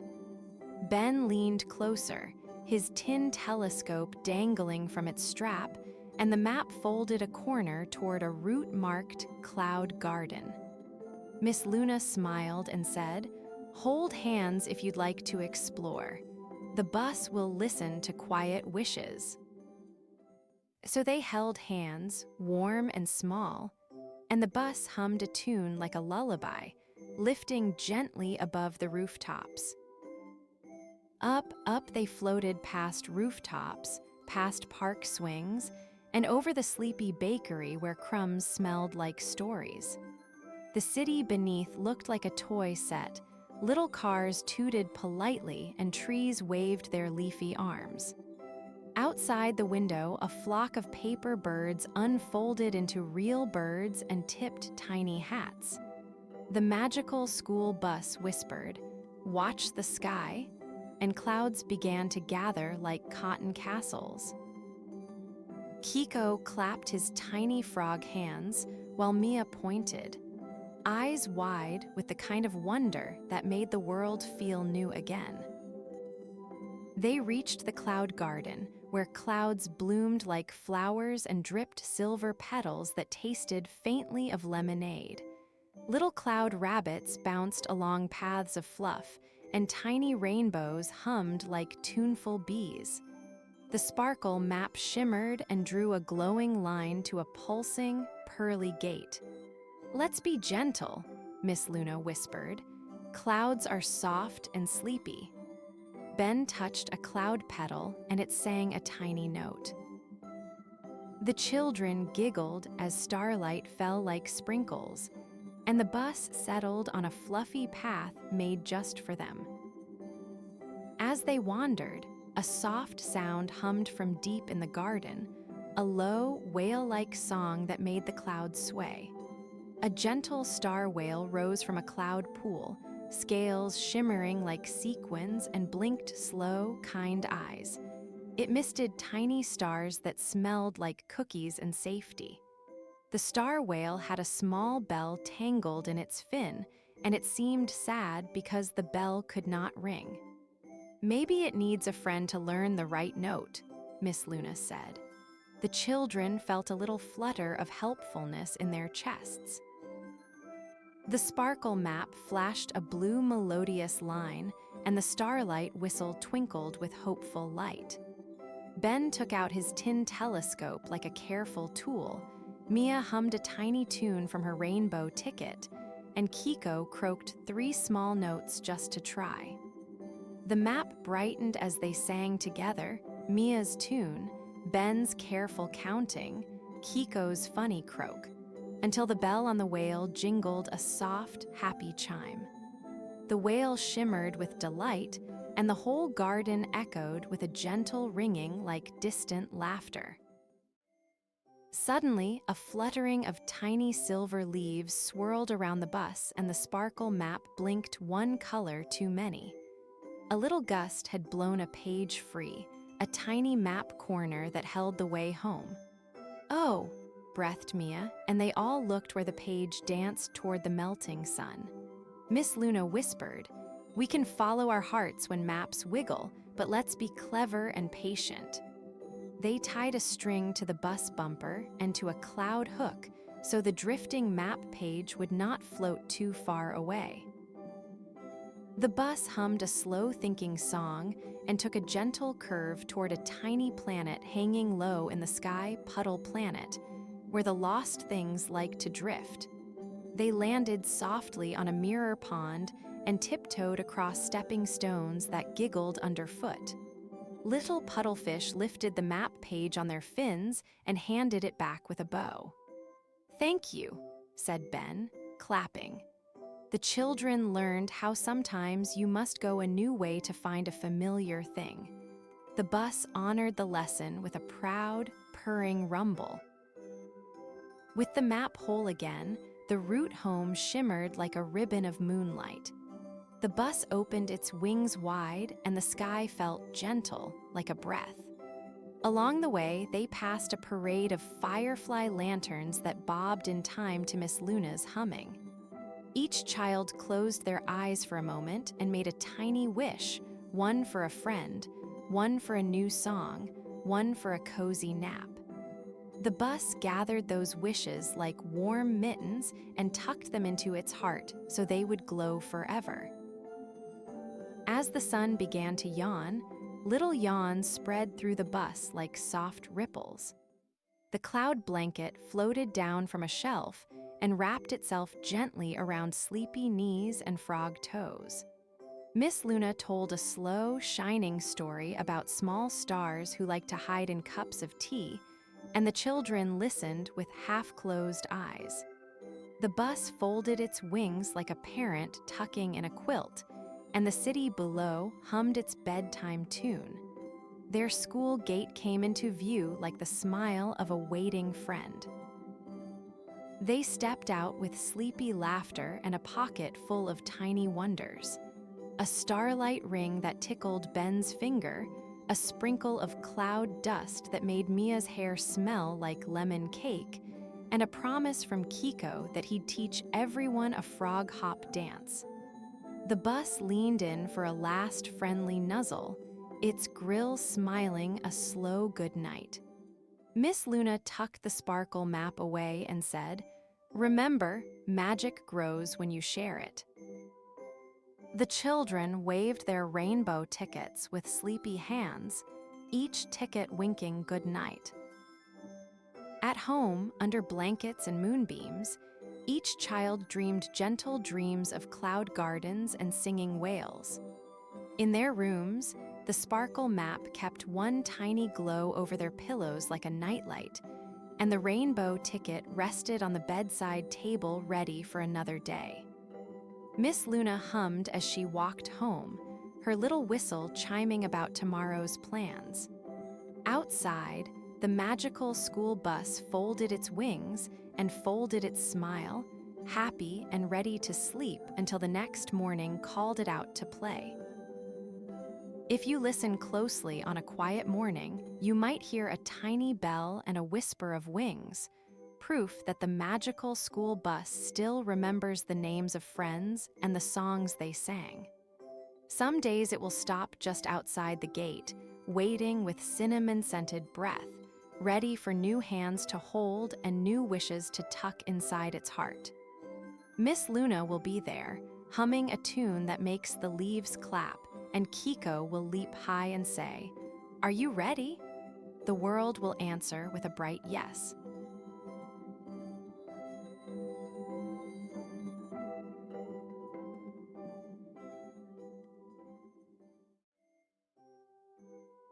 The starfish that could grant wishes. Sunny loved the beach. Every morning she hurried to the sand with a tiny red bucket and bright curiosity in her eyes. She built small castles, collected shiny shells, and listened to the ocean's long, gentle stories. One evening, just as the sun folded into the sea and the sky turned a sleepy lavender, Sunny found something that shimmered beneath a small wave. Nestled on a soft patch of sand was a starfish that glowed like a little firefly. Its name was Willa, and when Willa blinked, the tiny lights along her arms winked back like friendly stars. Willa spoke in a whisper that sounded a little like the sea itself. She said she could grant 3 gentle wishes, but they must be kind and small, meant to help. Sunny's eyes grew wide. She had never held a real wish before. Just then, Click the crab scuttled over, tapping shells like a tiny drumbeat, and Seafoam the seagull landed with a shiny ribbon in her beak. Willa nudged a pearly pouch toward Sunny. Inside lay 3 colorful shells, each humming softly, waiting for the right kind of wish to wake them. Sunny thought about big wishes like heaps of candy or flying high, but Willa whispered again about kindness. Right then, Sunny remembered her friend Tom's kite, lost the week before in a windy chase. The kite had been gray and brave, and Tom missed the way it danced. Sunny wished quietly, "I wish we could find Tom's kite and make it fly again." Willa touched the pearly shell, and it hummed like a tiny bell. The wish floated into the evening air like a soft feather, and the tide listened and nodded as if it understood perfectly. The sand shivered, and a far-off flutter answered. Seafoam swooped up, glinting in the fading sun, and Click scuttled toward a driftwood hill. There, tangled and sleepy, the kite lay with a knot of seaweed and a bit of ribbon. Sunny giggled and pulled it free, its colors brightening like a smile.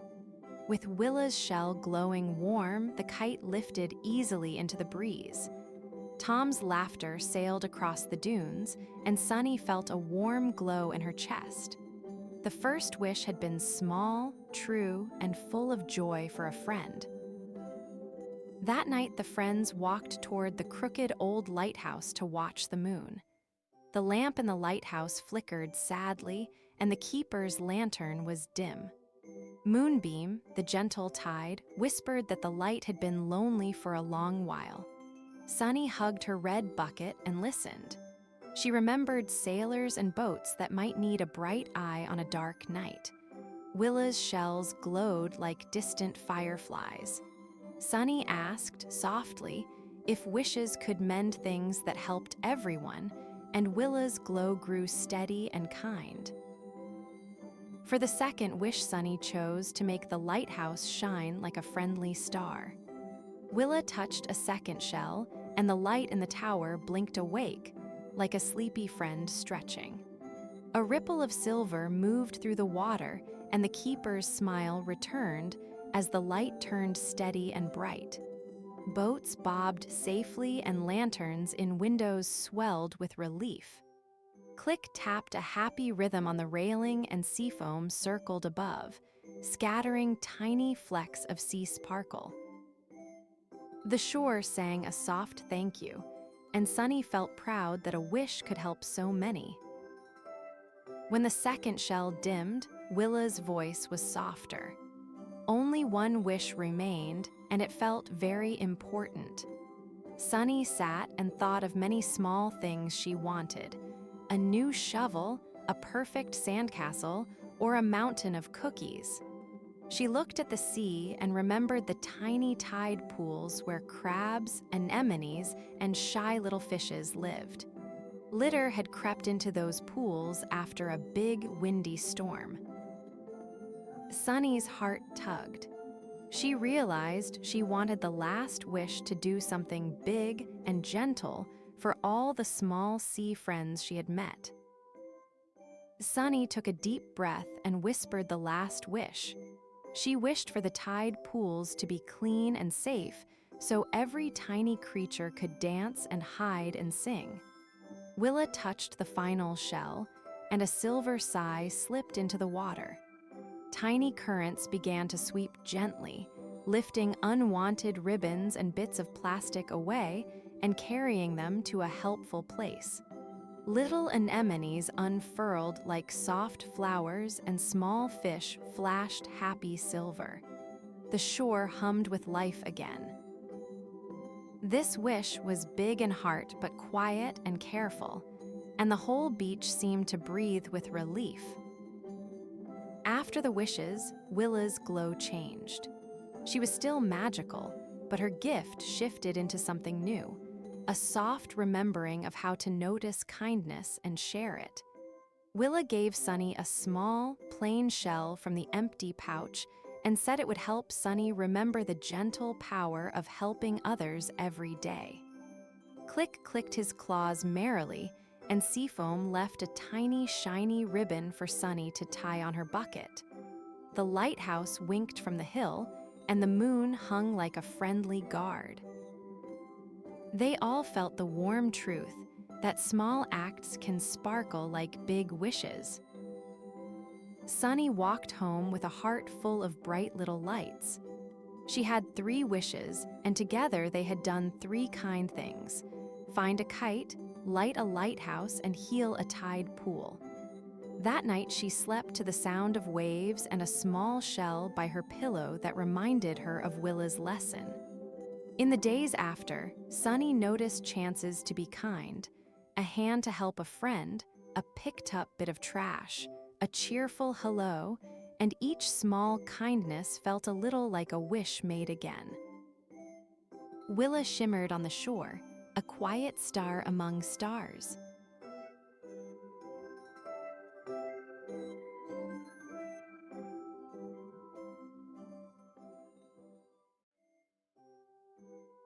The forest full of singing birds.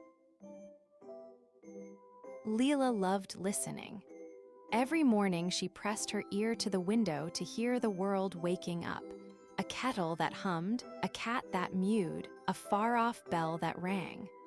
One afternoon she heard something new, a soft, looping tune drifting from the trees near her house. It sounded like someone humming and smiling all at once.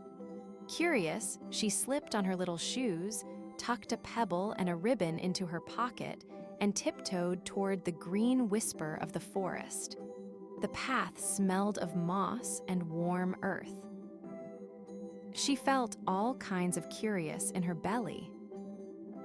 As Leela walked between tall trunks, the tune grew clearer. Peeps and trills like tiny bells, swoops of melody like ribbon in the breeze. Sunlight threaded through the leaves and dust motes danced like tiny singers. The first bird was a robin with a red chest who hopped down to greet her. He chirped a bright hello that sounded like 2 quick notes and a giggle. Leela smiled and answered with a soft hum. The robin bobbed and bobbed, pleased to hear her hum back. Around them, other birds rustled nearby, curious too. Deeper in, a bluebird with feathers like the sky opened her voice and poured a long, clear note that shivered like a bell. Leela thought it sounded like someone saying hello in a slow, lovely way. A yellow canary bounced in the branches and sent out quick, twinkling notes that felt like sunshine laughing. The forest seemed to arrange the music like a story. Peeps, then bells, then bright little sparks. A soft rustle revealed a friendly fox tail behind a fern. He peered out with gentle eyes and a small, swaying smile, as if the music made him want to tap a paw. At the heart of the trees stood the old oak, wider than a house and wrapped with little green vines. Its branches spread like a blanket and leaves whispered like old friends. Tucked into a low crook was a tiny golden whistle, tied with a faded ribbon that had once been bright. The robin hopped to the oak and tapped the whistle with his beak. Sometimes, the bird said, the whistle kept a whisper of every song the forest had ever sung. Leela peered and wondered. Could a small whistle hold so much music? The birds spoke in trills and peeps about a hush that sometimes visited their wings. Some mornings our songs feel sleepy, Bluebell said, and Sunny chirped that her bright notes would wobble and fall. Leela's brow furrowed. She wanted to help. The robin hopped onto Leela's shoulder as if to say, "We try to remember, but some notes hide." Mr. Fox sat nearer, ears twitching to listen. The old oak rumbled softly, telling Leela that music loved company and sometimes needed a new friend to wake it up. Leela reached out and touched the little golden whistle. It was warm from the day's sun and it tinkled with a tiny note when she moved it. "Try it," the robin encouraged. Leela lifted the whistle and blew softly. A thin silver sound slipped out and dangled in the air like a string of tiny bells.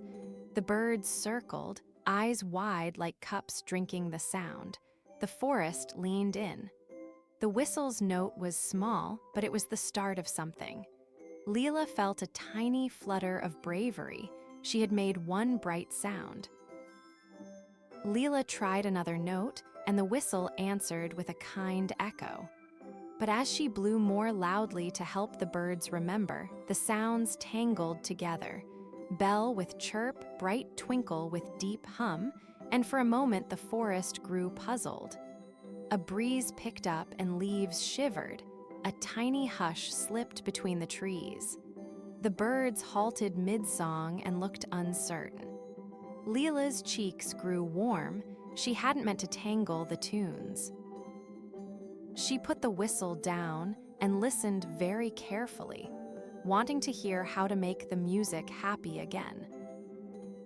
Just then, a soft cloud rolled over the sun and the forest held its breath. The robin hopped forward and peeped a tiny, steady note. Bluebell followed with a long bell-like sound, pure and wide. Sunny sprinkled little high notes like pebbles. Leela remembered how each had sounded when she first came in, the robin's quick giggle, Bluebell's slow bell, Sunny's bright twinkles. Her face lit up. "We must help each other sing our own notes," she said. Her voice was small but sure, and it sounded like a lantern turning on. This is the story's bright, joyful moment. Leela led the birds in a little game. She tapped the robin gently and copied his quick two-note chirp. Then she nodded to Bluebell and breathed a slow, bell-like note back. Sunny fluttered and Leela tried the tiny sparkling sounds. The forest answered back, echoes weaving like ribbons. Mr. Fox pawed a tiny beat on the ground and leaves danced. Each bird remembered its own song, and when they sang together, their voices braided into something new and glittering. Leela clapped with a laugh. As the music grew, the old oak seemed to hum along. Even the hollow creaked a happy squeak. Birds flew in small loops, and the sound traveled like a ribbon across the treetops. The moonlight pond in the distance flashed little silver ripples as if clapping with water. Leela felt the melody hop into her bones and skip out through her fingertips. She danced a tiny circle, and Mr. Fox joined with a gentle twirl. The whistle, left on its ribbon, chimed every time a bird passed, adding a tiny bell to the harmony. When the sun began to lower, the birds gathered on the old oak's branches like little bright notes pinned against the sky. They thanked Leela in chirps and trills, and the robin hopped onto her little shoulder in thanks. "Come again," Bluebell sang like a promise. Leela tied a tiny ribbon of her own to the whistle's string so it would remember her touch. Mr. Fox kissed her knobby knee with a soft nuzzle. Leela felt sleepy and proud at once. She had helped the forest remember how to sing. On the path home, the trees hummed behind her with new stories tucked in their leaves. Leela hummed back each tune she remembered, and for a while her melody mixed with the far-off last notes of the birds. The pebble in her pocket felt like a tiny drum. She promised to visit again and to bring new songs she found in puddles and on the playground. That night, at her window, the forest's music lulled her. In her dreams, the birds gave her a crown woven of leaves and song, and she wore it while the whole sky sang softly. The next morning, the sun painted her room gold, and a small bright chirp drifted to her window. Leela smiled in her sleep and stretched like a happy cat. Outside, the forest had kept its songs safe. Now they were threads between trees and people who paused to listen. Leela tucked her ribbon into a little book of sounds she kept under her pillow. When she grew up, she would remember how a small child with a pebble and a ribbon helped a whole forest sing again. For now, she dreamed of tunes, and the woods hummed a sleepy, gentle lullaby.